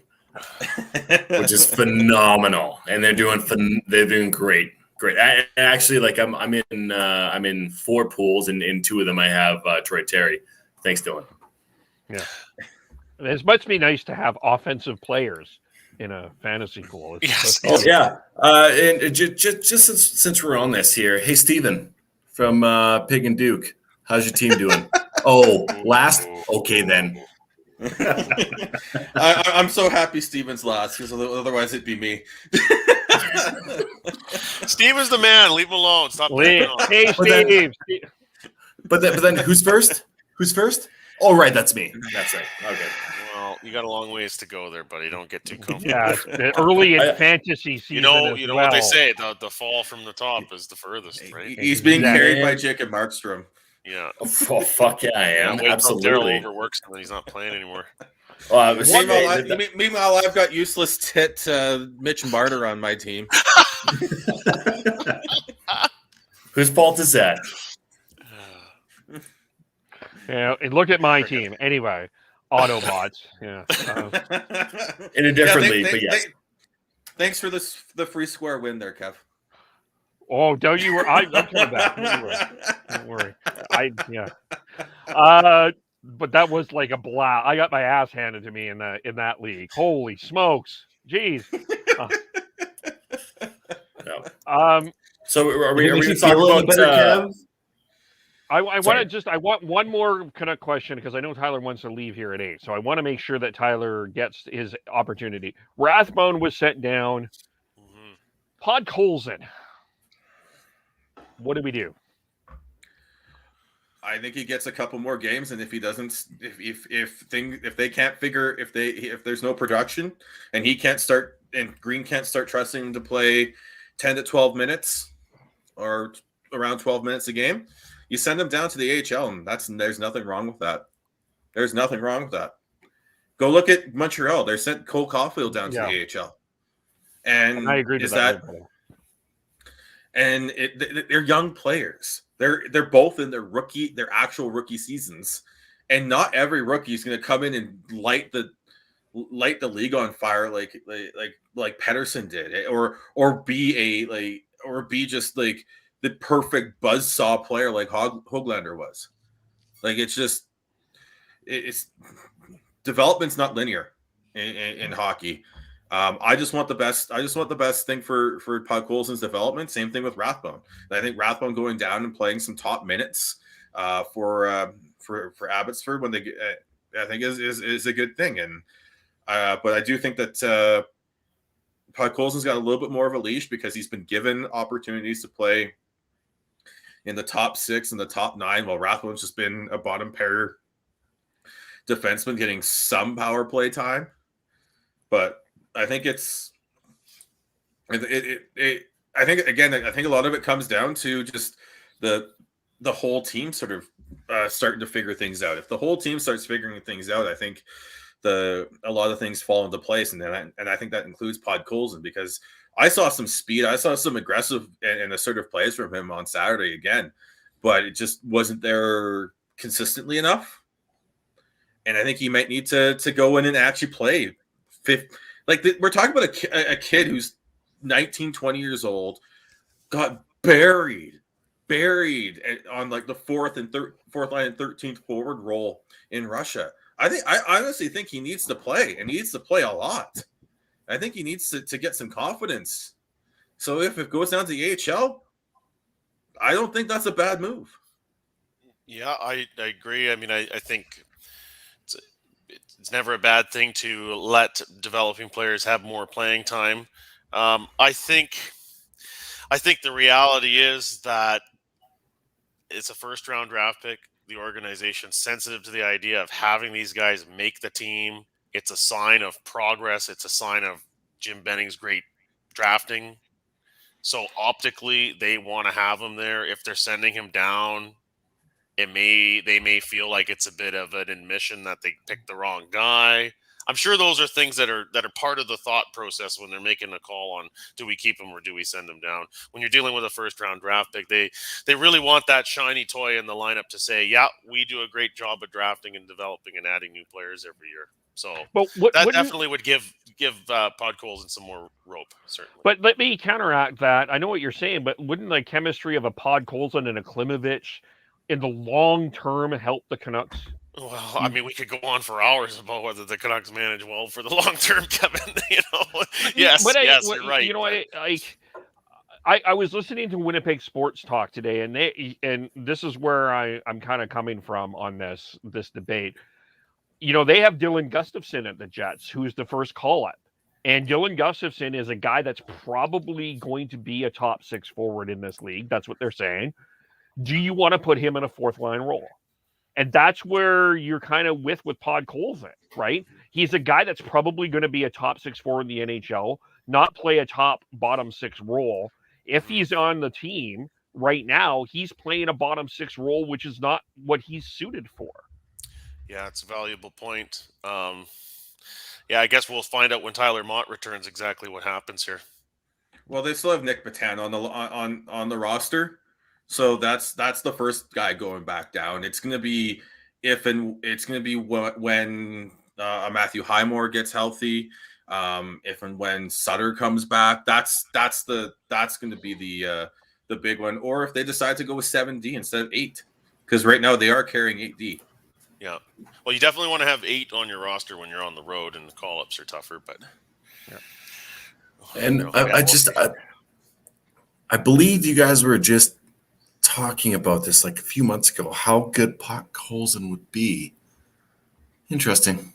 We didn't guarantee that. We were just optimistic. Hey, Dev, how's Nick Robertson doing?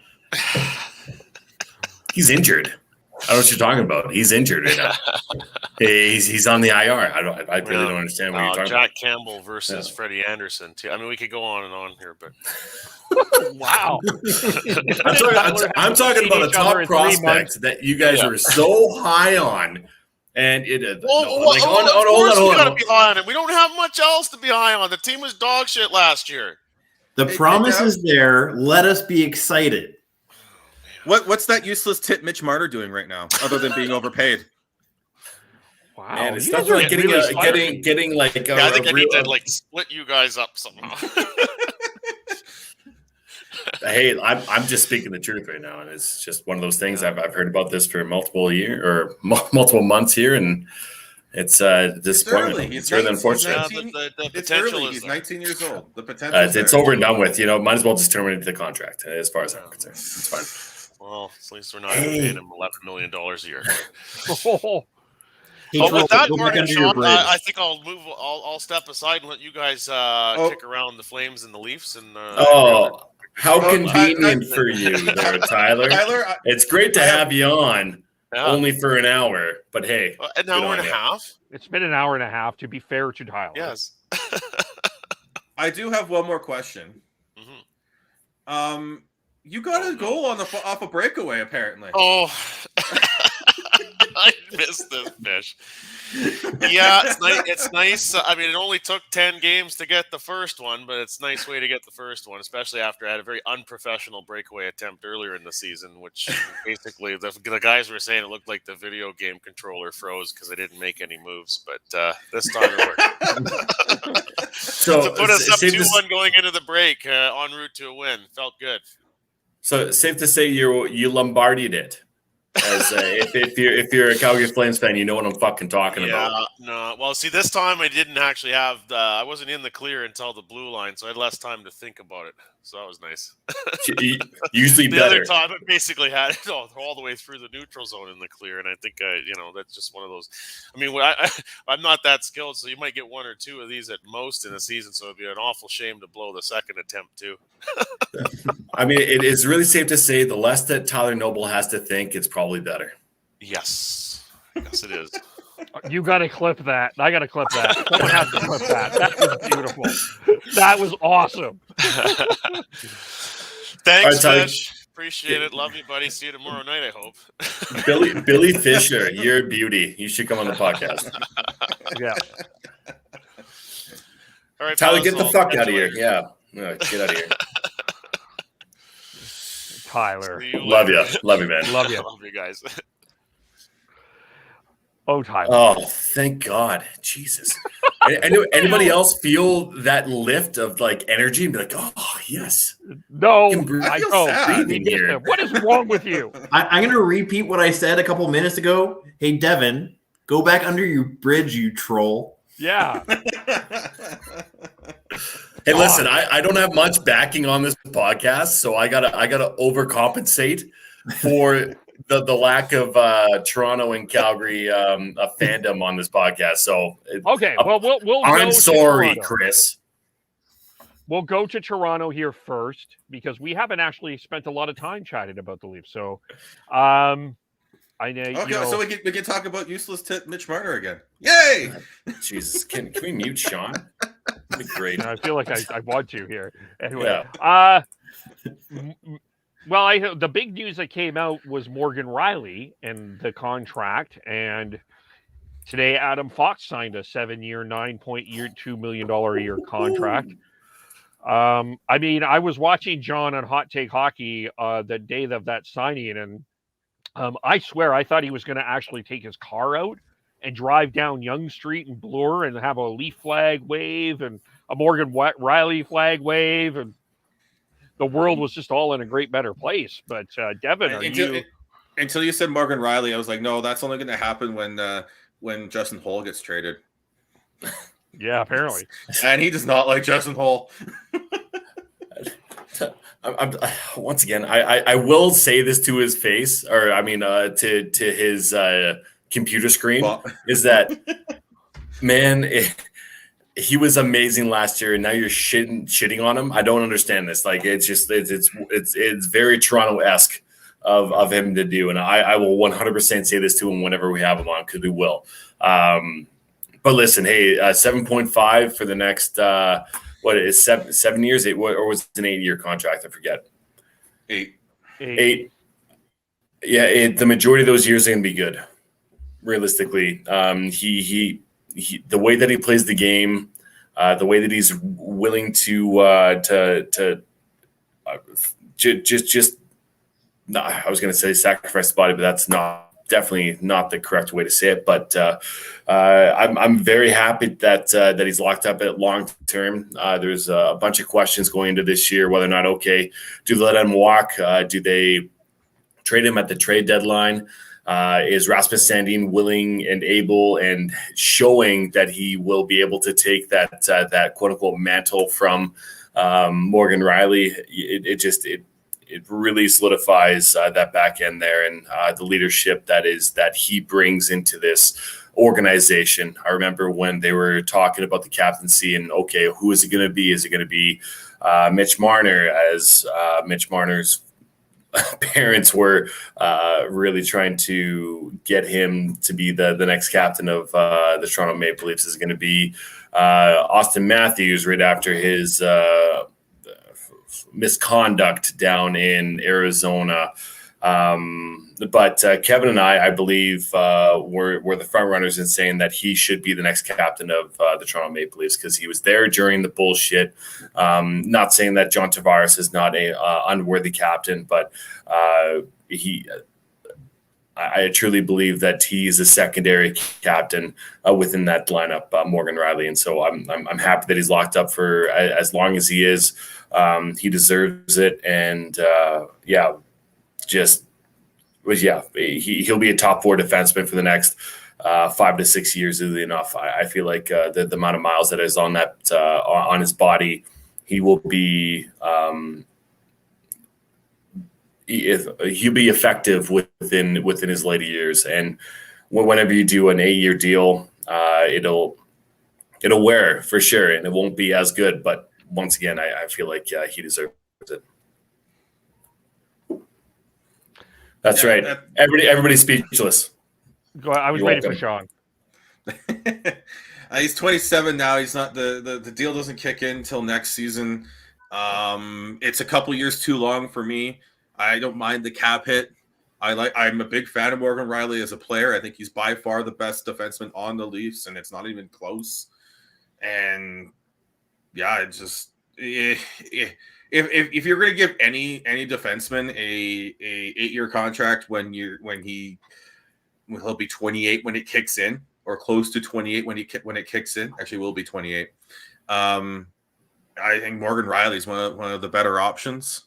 But I'm still not a big fan of giving 8-year deals to late 20s players in the NHL right now.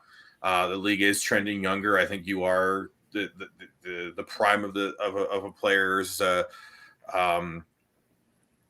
career. I think I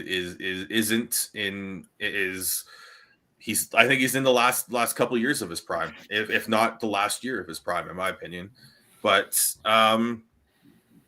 I think this is one deal I don't think you can really be. You can nitpick like I am, but overall, I think you should. If you're a Leafs fan, you should be happy. Chris, did you have something to add? Other than just saying that it's a tight piece of business, like for what he potentially could get on the open market, like they got him at a good price. So Vince Gilman, do your capology magic and somehow make it work next season. To me, two things. He wants to be there. I think if you have a player that wants to be there, I think you do what you can to sign him. And if he was going to take a little bit less to stay in your place, then just do it. I think actually, I don't know if I agree that Morgan Riley is in his last year of his prime. I think his skating tells me that he's a guy that I think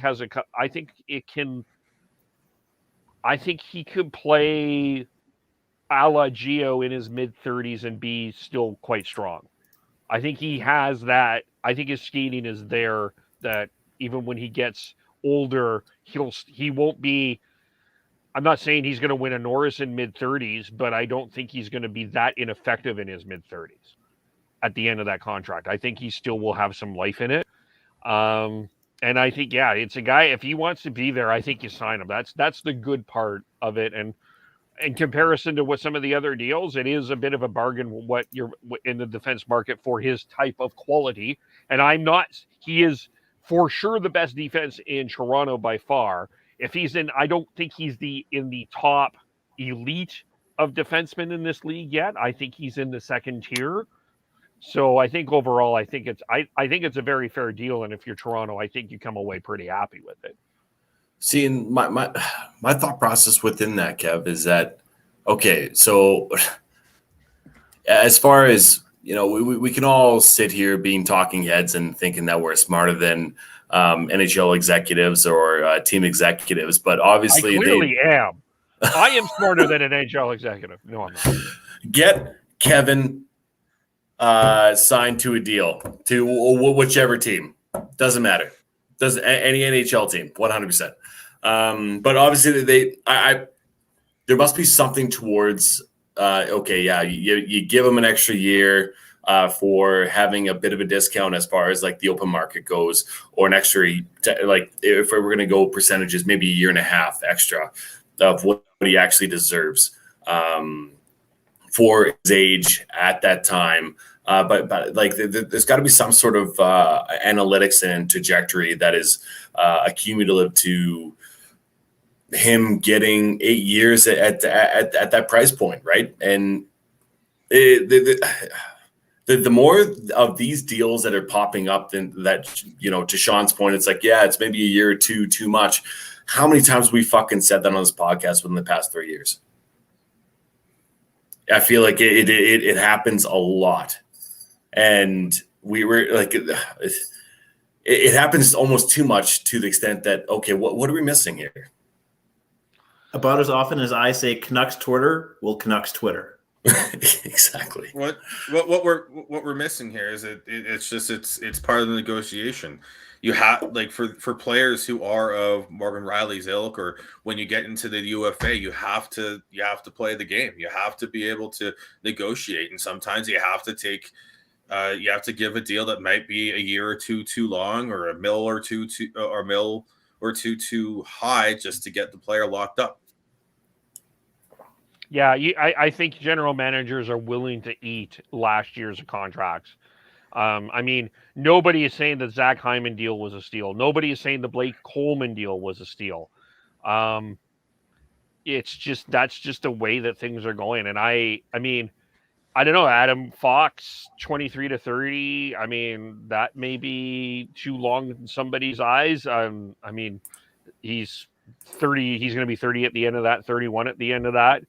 I think you should be fine. You just gotta. I think managers are willing to eat longer term contracts if they can. I think we talking heads make too much out of it. And also, I think the players are trying to set them up. They're basically, their work life is ending at 35, where our normal work life is going to end at 104, and we're going to, we're not going to have to dip into our retirement savings as long as they are. Trust me, the end of my work life is 104. Yeah, probably. That's I feel like I'm fucking 50, to be 100% honest, and I'm only 31. I'm 31, Jesus. But like realistically, we're like the new age hockey NHLer is supposed to be in their prime longer, and it's supposed to have the longevity. And Carl agrees with me. The longevity of their career is there in comparison to ex NHLers who were maybe 5 to 10 years ago in their prime, just because of the way that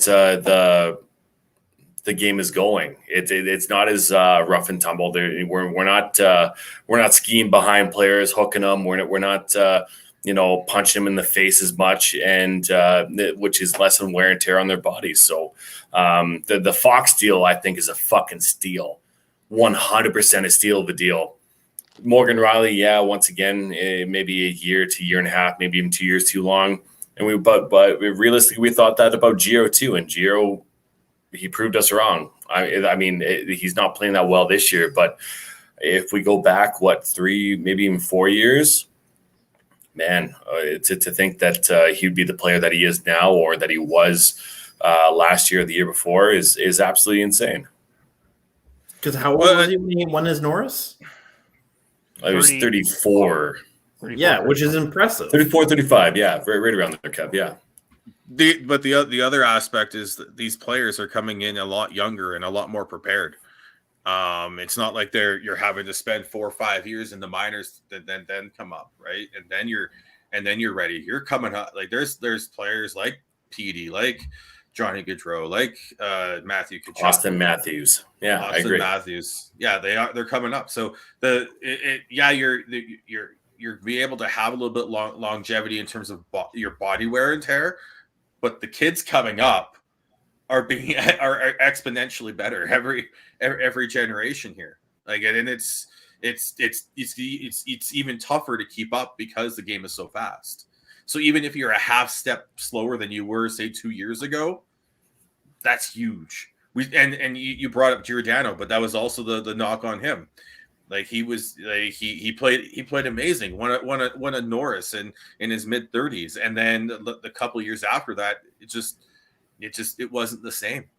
And he was a half a step behind, and it showed. And you can go back and watch our podcast for last year, and then you were very critical on Giordano for that, and that's where it's at. But like you can be critical on that, but at the end of the day, you got your best defenseman locked up to at a $7.5 million cap hit, when a lot of defensemen are getting more than that. And you got excuse me, sorry, a little tickle in my throat. And I think it's good value for what Morgan Rielly brings, even though he hasn't been the same offensive defenseman that he had been 2-3 years ago.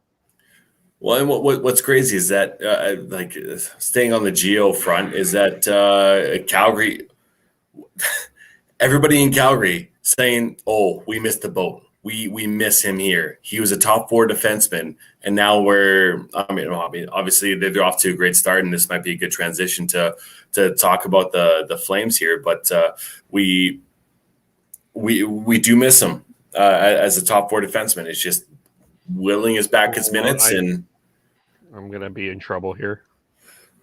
Realistically, Kev, like there's a lot of people that are here saying that we miss the leadership as far as we being the Calgary Flames, because obviously we are all Flames. I feel like I'm contradicting myself, because to Sean's point of last year, I was very critical of the leadership within that group and what happened with Matthew Tkachuk, but revision is history, right? But hey, listen, I would love to hear your hot take, because you're the king of hot takes there, Kev. And I love it. I am starting to wonder, and I'm going to be, I think some people are going to be really mad when I say this. I wonder if Gio was part of the problem in the dressing room. I think there's 2 ways that I'm looking at this right now. Clearly, the way Oliver Shillington has played, he totally improved, and I will give him that. But there's that ice time and how he is playing right now. We've talked about the idea of found money. That's found money, but that he wanted out. A lot of people forget that he did not want to come back to Calgary last year. He wanted out. He was not getting ice time. And I think that the organization in some ways was really stubborn with Gio and didn't want to push him out of the lineup. And I think that there was a legitimate argument that he needed to sit.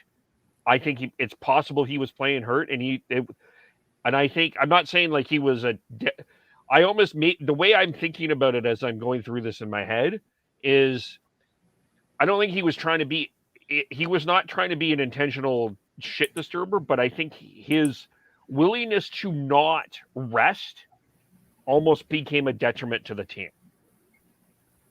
And I 100% agree, Kev. It was very much a Jerome McGinley-esque kind of honeymoon / captain phase of it all. Could have got some for him at the trade deadline. definitely could have gotten some for him at the trade deadline, and that didn't happen. And granted, yes, Calgary was in a playoff race. Yes, Montreal did not play that well during that last little sprint, or I guess I want to say last third of the year. Montreal did not play that well, and Calgary was definitely in the mix. And if you traded Gio and had that shakeup within the locker room, who knows what we would have gotten for him. But I mean, obviously, trade deadline prices are a lot higher than regular season, and potentially could have gotten a first or maybe a first and a second, depending on who the team was and whether or not they were able to eat that cap that he had.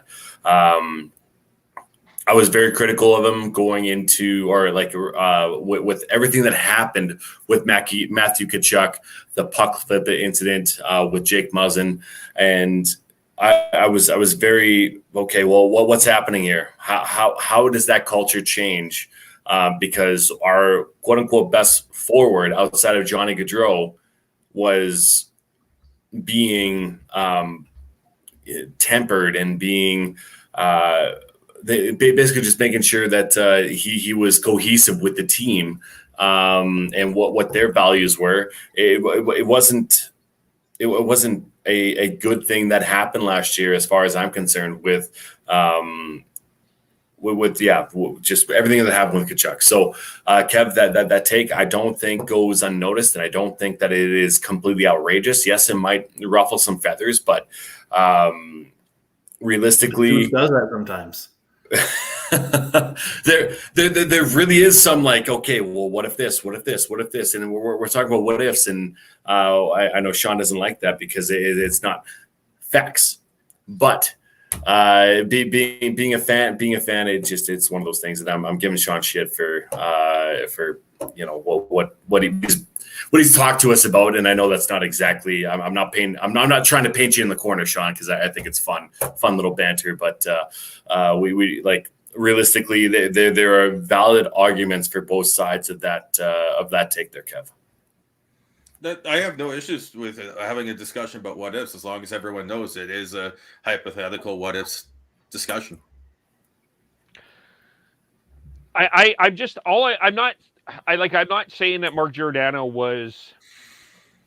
I think when we say here problem in the dressing room, we're like, oh, he was negative, and I'll use an example. He didn't want to go to the museum with us, kind of thing. I think maybe the issue with Gio, I wonder, was the guy just loved to play the game so much that he probably needed to take a step back, and he wasn't willing to do it.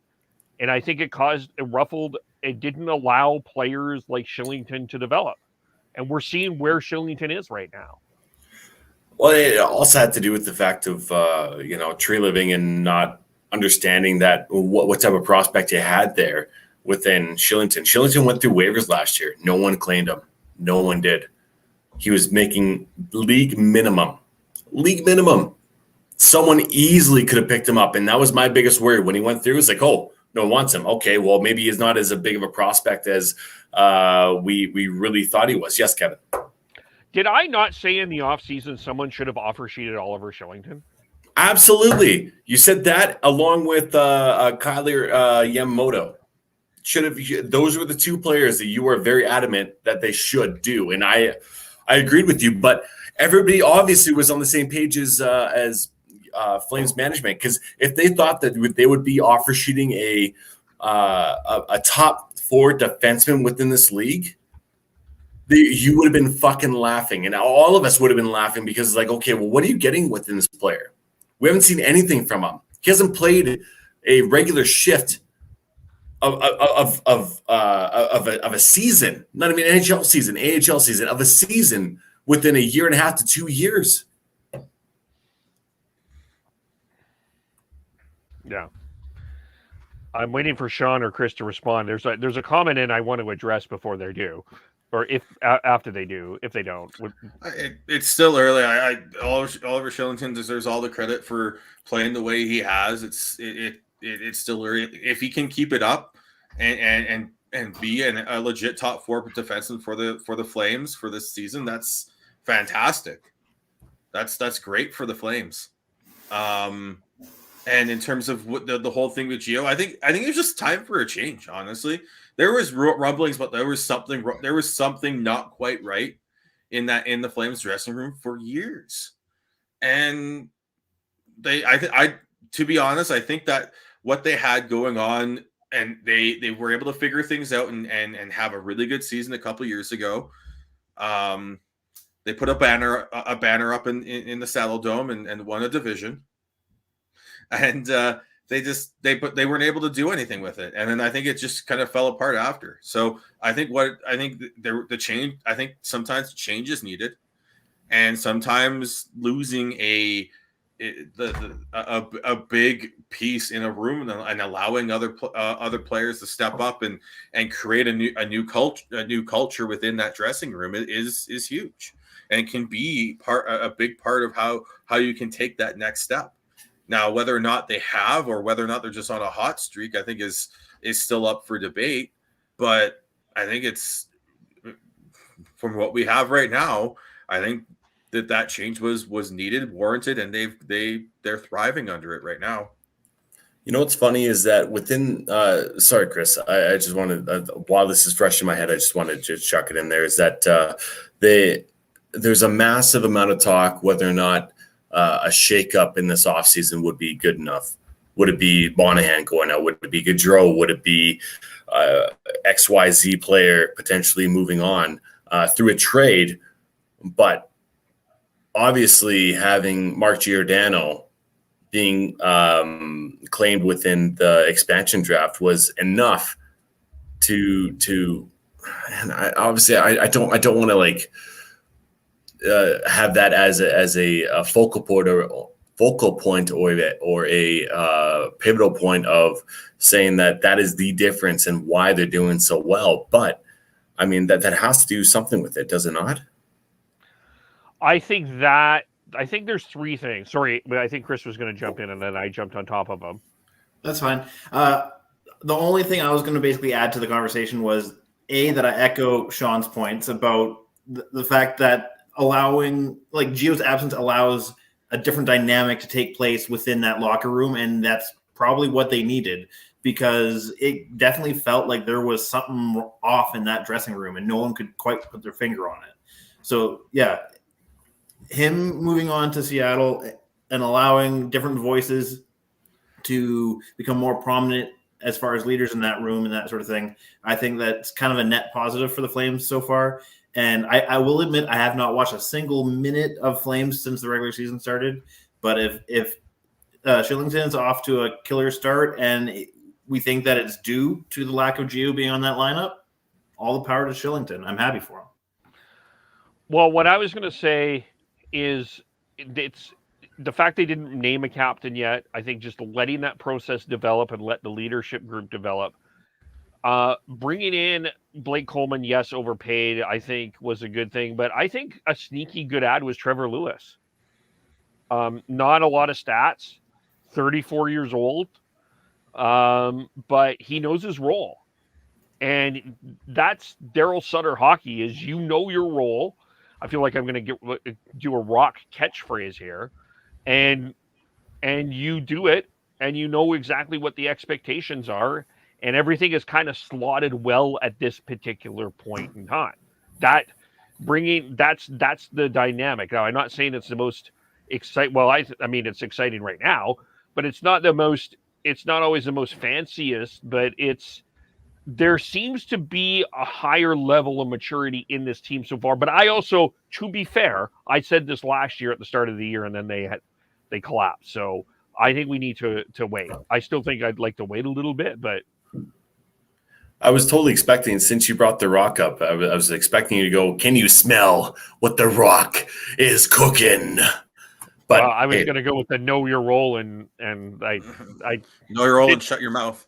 Yeah, I just don't feel, with the topics that we have discussed today, I don't feel that line is appropriate. So that's fair. That's fair. And like realistically, to just talk about, okay, are they for real, or are they are they hot? Are they good?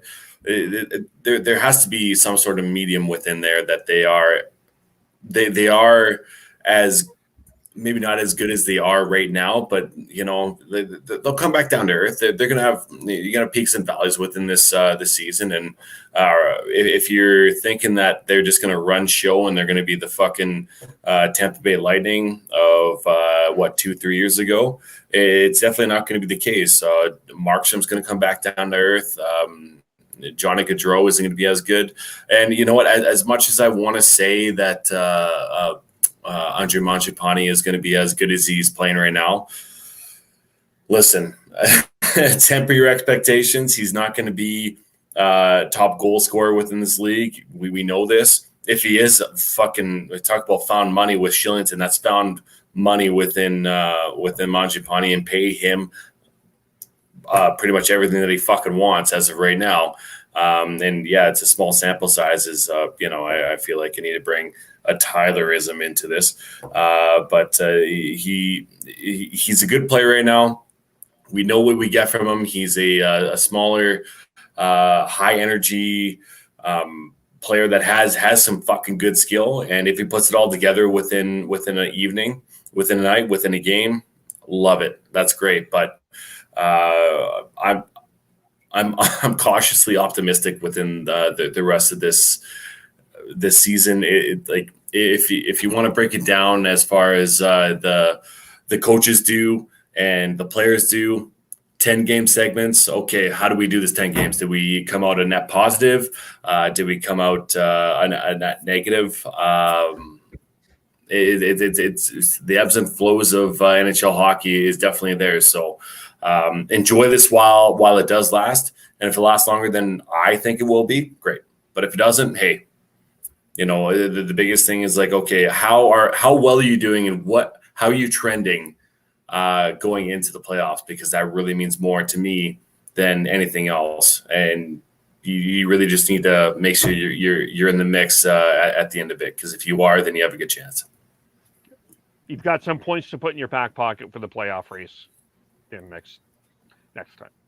That's right. Let's transition. I'll get to Dylan's comment here in a section, but I think one of the things that Chris Johnston reported today, we were having this debate, Devin and I, in a recap, and I think we've even had this in the chat. Andre Mangiapane is on the list, according to Chris Johnston, of being considered to be on the Canadian Olympic team. Devin brought him up. I think it's a good transition. I'm not saying he makes it. I don't think he makes it. I think it's good for Andre Mangiapane that he is on the list. But I am not one that believes, just looking at that forward structure and some of the battles that I think that we're seeing right now, I don't think Andre Mangiapane makes it, but good for him to be on the list. Yeah, the consideration is huge. I'll give him full props for that. I just can't see him being more than a 13th or 14th forward. I went through it and I looked at it, and he's the seventh. If you go off of left wingers that are listed on NHL.com, and that's there are some players who can play both and everything like that, but he's the seventh highest scoring left winger, Canadian left winger over the last season and this season. So I think there's merit for him to being on the long list. He came in and he performed amazing for Team Canada in the World Championships. And then he also has been absolutely red hot to start this season. He deserves the recognition and deserves to be at least considered for the long list. But it's a tough road when you look at the seventh in terms of point production, the seventh best Canadian center, John Tavares. And guess who didn't make that list? Braden Point. And I will be very surprised if Braden Point is not on Team Canada, right? Yeah. I think he'll be shifted to wing. There's gonna be centers going to be shifted to wing type deal, and that's part of how complex and how hard it is to make Team Canada. And that's why I'm sad to say Bo Horvat will not be on that team because they are that deep. Well, I mean, and there's a battle between, there's Bergeron in that, I think, checking role, that checking role. You've got Bergeron, Bo Horvat may be there. I think there's Oiler fans that will bring up the name Ryan Nugent-Hopkins as a legitimate. I think, I don't know if he's on that. I haven't had a chance to check the list, but Sean Couturier is another guy that I think has to be given a long look for the Canadian Olympic team. You've got Marner, who, right now in Sean's fantasy is how did you put it, a useless tit, but I still think he's going to be considered. I think that the guy has a lot of talent, and there's just a lot of. It's just, I think the forward issue on Canada makes it, for me really hard to see how Mangiapane breaks through the weeds, because there's going to be some really good forwards not on this team. Mark Stone's on that list too. You really just got to go down and see who's hot at that time. Just ask Chris Kunitz. Man, talk about a non hockey Hall of Famer who has a gold medal. Chris Kunitz. It's just because he was a winger with Sidney Crosby, and they played very well together. So the fact that he was on that team, you got to thank Sidney Crosby for that for sure. So Mangiapane, I feel like he has a chance, barring some injuries, because that's bound to happen as well. But hey, if he's on the list, I'll take it. And as Dylan pointed out, Ryan O'Reilly as well. Let's not forget him. He's got to have a long look there as well. It's funny. Ryan O'Reilly does not sound like Troy Terry. Interesting. All right. Dylan also brought up this one. And in regards to my Geo, with that logic, which would transition us to the other, Jack Eichel's the problem in Buffalo. I'm not saying Jack Eichel was the problem in Buffalo, by the way. I think in Buffalo, what's probably happening here is they are playing with no expectations, and they've got a really good coach from all accounts. Don Granato is a good coach that nobody knew about, and he's doing a good job. And they're just playing with house money right now, as the poker players would say. But Eichel, there was sort of an expectation, and I think the NHL was hoping this as well, that this Eichel trade would finally happen. The two teams that are named happen to be the Vegas Golden Knights and the Calgary Flames. I'm having, according to Ryan Pike, he tweeted out the Flames would have to remove 8.2 of salary cap to get Eichel on the LTIR.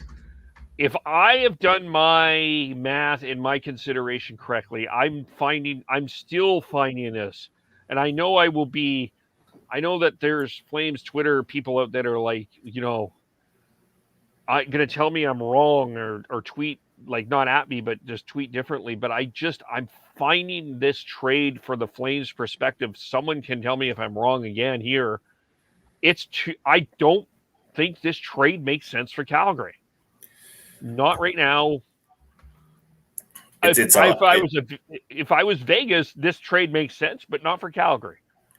Well, okay. Well, so if that is the case there, Kev, then who are you giving up in Vegas? That makes it sense. Realistically, because what they're looking for, okay, the money has to work, right? And you have to have incentive for that. So as far as Calgary is concerned, I really don't know what's happening in Vegas. To me, they would have to have a massive amount of money going the other way. And same with Calgary, for sure. But, okay, you have to make the money work. Just looking at the roster, okay, Sean Monahan, Zadorov, going the other way. Makes the money work easily enough.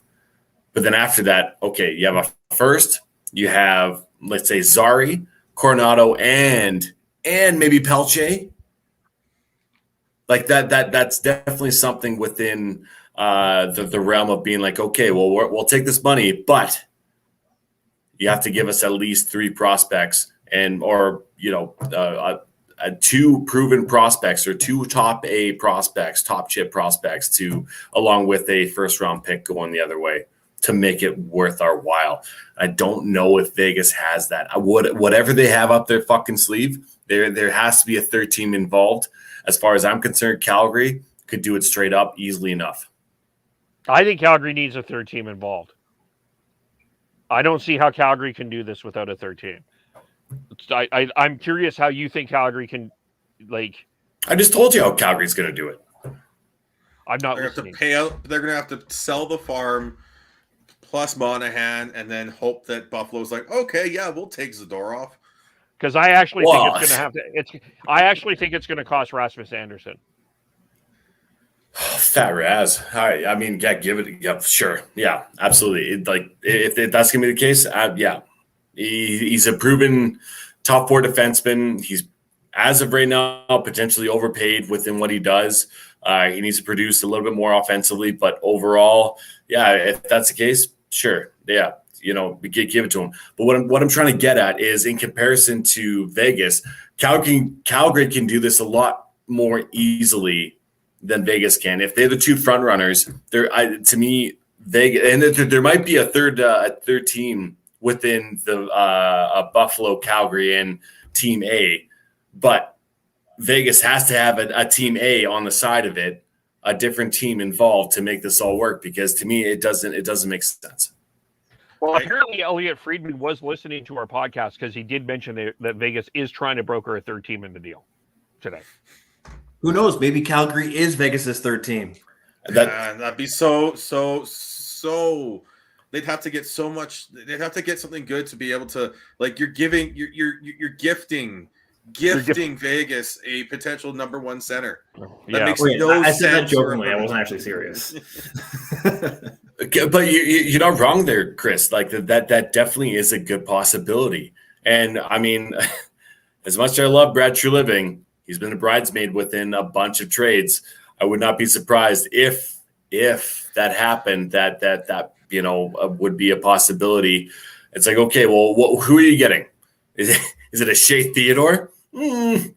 Man, I'd like that as much like a first thought thinking about that isn't a possibility, but you already have Pietrangelo. And listen, just ask, I don't know, any team that's won within the past decade, past 7 years, whether or not it's worth it.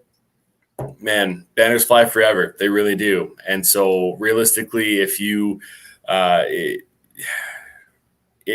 Vegas does it with getting Jack Eichel and just in time for the playoffs, man, it doesn't really matter whether or not you give up a Shea Theodore or not. They're proven to swing for the fucking fences.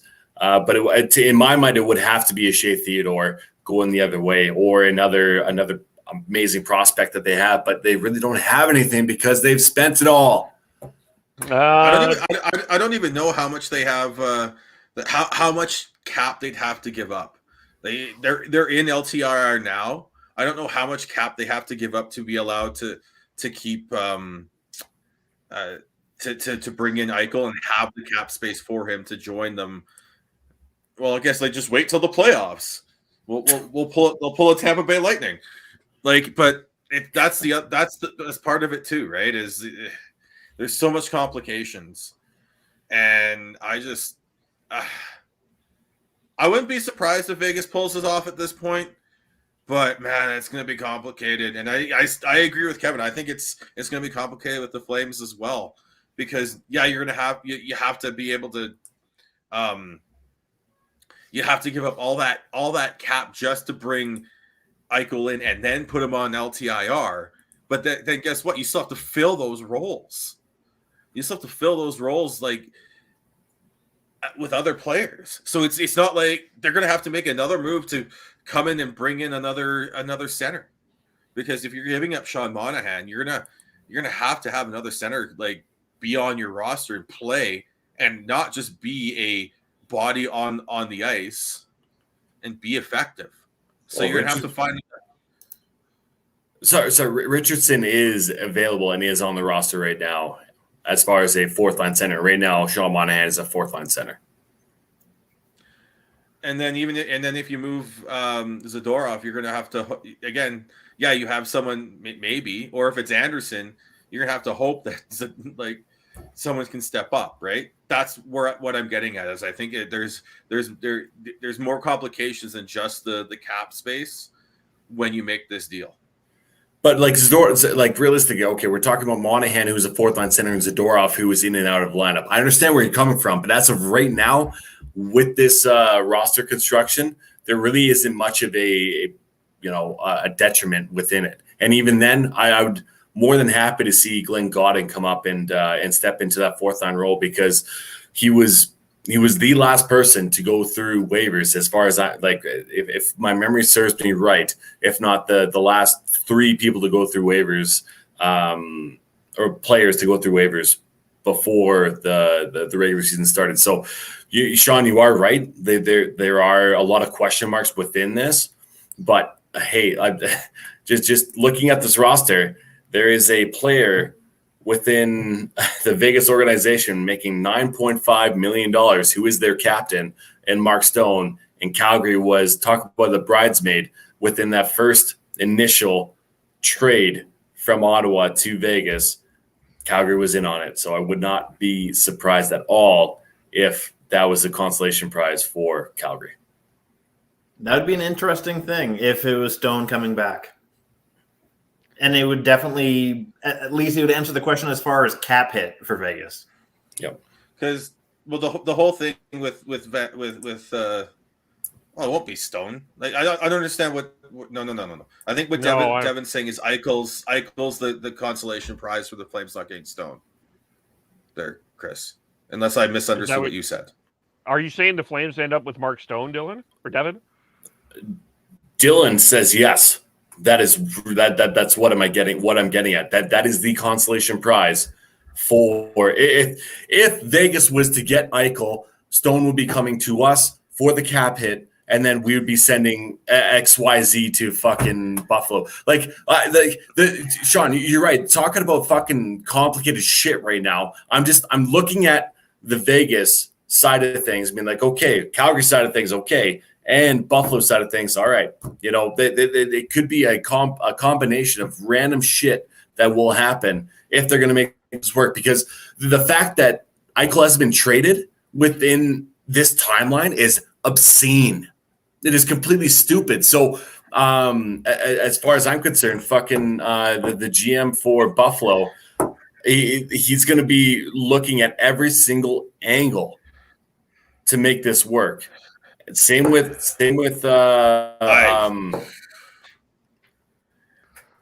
I understand your thought process, but Vegas is already building a reputation of having absolutely no loyalty to their team, and then you're saying they go and trade their captain. Absolutely. Man, are you serious? George McPhee, he is willing to throw everything into the wind to get Vegas a chance at the Stanley Cup again. For the love of God, again. I don't see it in Mark Stone, no. I just don't. To Sean's point, they haven't shown any loyalty whatsoever towards any of their players. Zero.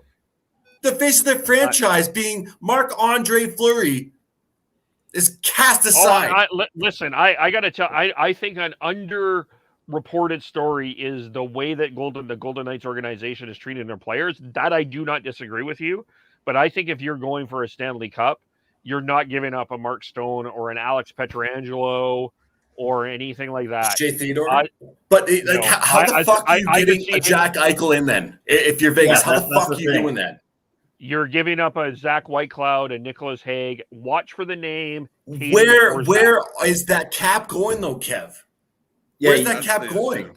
Futures is one thing. Cap hit is a serious problem for Vegas to make this work. Zach Whitecloud is a guy that can play. He just signed a long-term contract with the Golden Knights. He is a guy. He is top 4 defenseman for them right now. So is Nicholas Hague. 2.75 Kev next year. 2.75. That is not $11 million. That's not $11 million, man. They have to make the cap work this year too. Yeah, I'm not. So not like the whole thing, and that's what makes Vegas so like. I don't know how they're doing it. I do know one thing. Well, I don't know it, but I'm certain on one thing: they are not trading their captain. They're not. No. Oh No, man, but clip that, please. Clip that right now because that is definitely Hey, Dev. okay. They're top. They're top. Hold on. They're Mark Stone top. has a no movement clause. Yeah, that's one but thing. the fact that he was almost moved to here, dude. That was the second pick from multiple sources within within the NHL. Yeah, from So Ottawa. okay, hold on. I know from Ottawa, absolutely. Okay, fine, whatever. William Karlsson, 5.9. Jonathan Marchessault, $5 million. Riley Smith for one more year at $5 million. Evgeny Dandanov, $5 million. And after that, it is Chandler Stevenson at $2.75 million. Who the fuck are you going to get the cap hit from? Who? You can I give think Riley Smith is it. I think Riley Smith is what? You're giving up Riley. You're Brad Treliving. You're going to get 1 year, one fucking year at Riley Smith, and that's going to be good enough to give your competitor, your person who is in your. I think we've lost the argument, Dev. I think we're talking about. I'm talking about making the money work. I'm talking about making the money work. But who's? That's why this thing is so controversial. Hang on, Chris. Okay, so I'm going to end this tangent because, as Sean said earlier, we're talking about what ifs here, and we don't know the answer to this, and we're already at 2 hours and 20 minutes, and I would like to go on and do other things. So I think we should nip it in the butt and have this conversation another day. It's such a good conversation, though, because we're talking about making the money work, right? So as far as the tangent goes, on another episode because we're already over time. No. Here's what I'm saying. I understand what Devin's thought process here, but I think part of the what has gotten this blown up so much is that you're thinking of the Flames being the third team here. Yes, and I'm looking at it as I don't think that's going to happen. If the Flames are the third team and they're gifting Vegas Eichel, Brad Treliving needs to swing for the fences to get something back. I don't think Mark Stone has a no movement clause, so that takes him off the table. Then you're gonna have, it does. It does. It doesn't take him off the table, not entirely. Well, no, it does because he can't be traded unless he approves it. He has to approve it. Yeah. Why would he want to be part of that trade? You guys saying that he's completely off the table is complete bogus, 100% bogus, because he is in charge of what happens to him. Yes, you are correct. Let me the odds are against my argument to that, but you guys cannot say that he's off the table because that doesn't happen. Okay, let me reword it. It would be tough for me to believe that Mark Stone would not want to play with a number one elite superstar center coming to his team. That he would want to be part of that trade, whether it's the Calgary. That's totally fine. What I'm trying to get at is the fact that Brad Treliving was a part of this trade before he got moved to Vegas. Yes, I agree with you guys. It'd be crazy. It'd be ludicrous. But where are they getting the cap room for this? Who are they giving up? That doesn't make sense. I agree with Devin on this. It doesn't make sense. The top, like I said, $5.9 million for William Karlsson? No, you're not fucking giving it up. Riley Smith for 1 year, $5 million? No, you're not giving that up. Pietrangelo, as good as he is, you're not giving, I'm sorry, unless you're on the precipice, which potentially Calgary is, of getting into the playoffs and making fucking waves within this, I don't see him being a part of this trade either. It's a Shea Theodore or Mark Stone. And I think you have to look, Buffalo has to look for Bros. I think that the complication here is what Team X needs in this trade and what Buffalo also wants in this trade.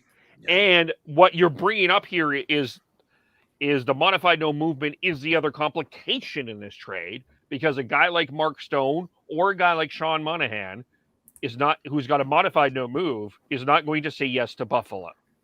That's the problem. So I would say that's the other reason why I think Calgary needs another team involved. The other thing is what I'm trying to say is Okay, I'll stop being definitive. I do not think. I am almost certain that he will not be part of that trade. With Monahan, I think you have to find another team to broker it, so he goes to a team that's not Buffalo. And with Vegas, like I said, I don't know how much money they have to actually move out to bring Eichel in to put him on the LTIR. They're already in LTIR. They have $7 million of Max Pacioretty on LTIR. They have $4.75 million of Alex Took on LTIR. So I don't know. Plus Jake Bischoff, who makes basically league minimum.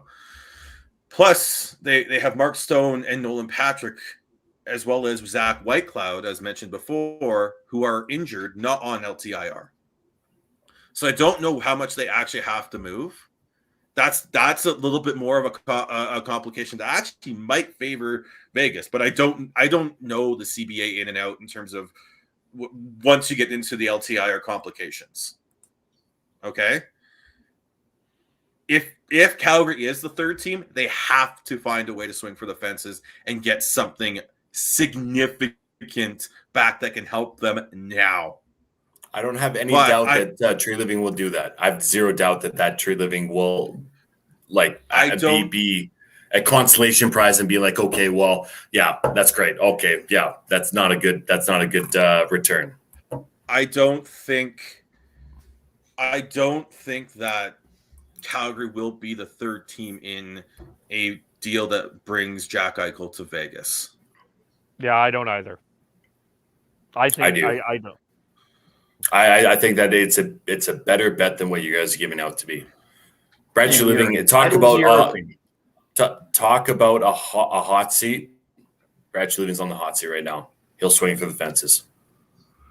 I think if it's any third team, I think the third team that will be involved in this, if I had my money on it, if I had to put money on it, I think the third team involved is Anaheim, because they have the prospects that Buffalo would want. I think that might be the third team. It's going to be in Anaheim or Arizona, who will give up picks or has salary gap options on their plate. And also, since Anaheim showed interest in this in the past too, they were one of those teams that were apparently making phone calls about it. So I could see that. Yeah. All right, we are now at. We could go on for another hour. But we definitely could. But I could see Hannah's. I think Hannah's going to appear over here in one moment. But so we're going to end this now. We'll continue off there, but whatever. Devin and I, at least, will be back tomorrow to recap Nashville, Calgary. We'll continue to yell and argue. Passion. At least, hey, we started with complete shit and ended with some fun hockey conversation. So, hey, how do we follow it, everyone? I am Bearded Canuck 03. The word of the week is Travis. And remember to DM us at podcast_hockey with the word of the week, which is Travis, to get 3 entries in to our draw for one of two tickets to the April 23rd game when Vancouver visits Calgary. And then don't forget to retweet any of our pod clips, any of our game recaps, any of our episodes to get an entry into that as well. All right. I'm at Schneid's on most social media.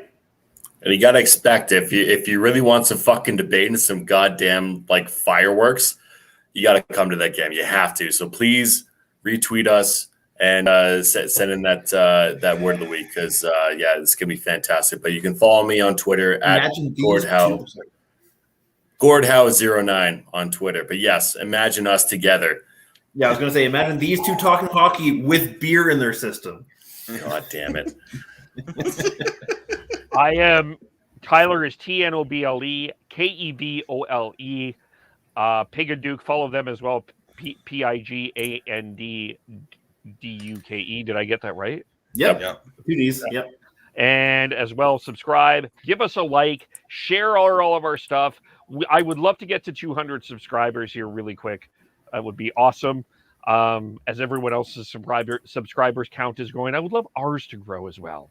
And so Devin and I are back at least tomorrow, recapping Flames Nashville. Watch out also for Vancouver Canucks earlier road game recaps as well. We'll be doing those.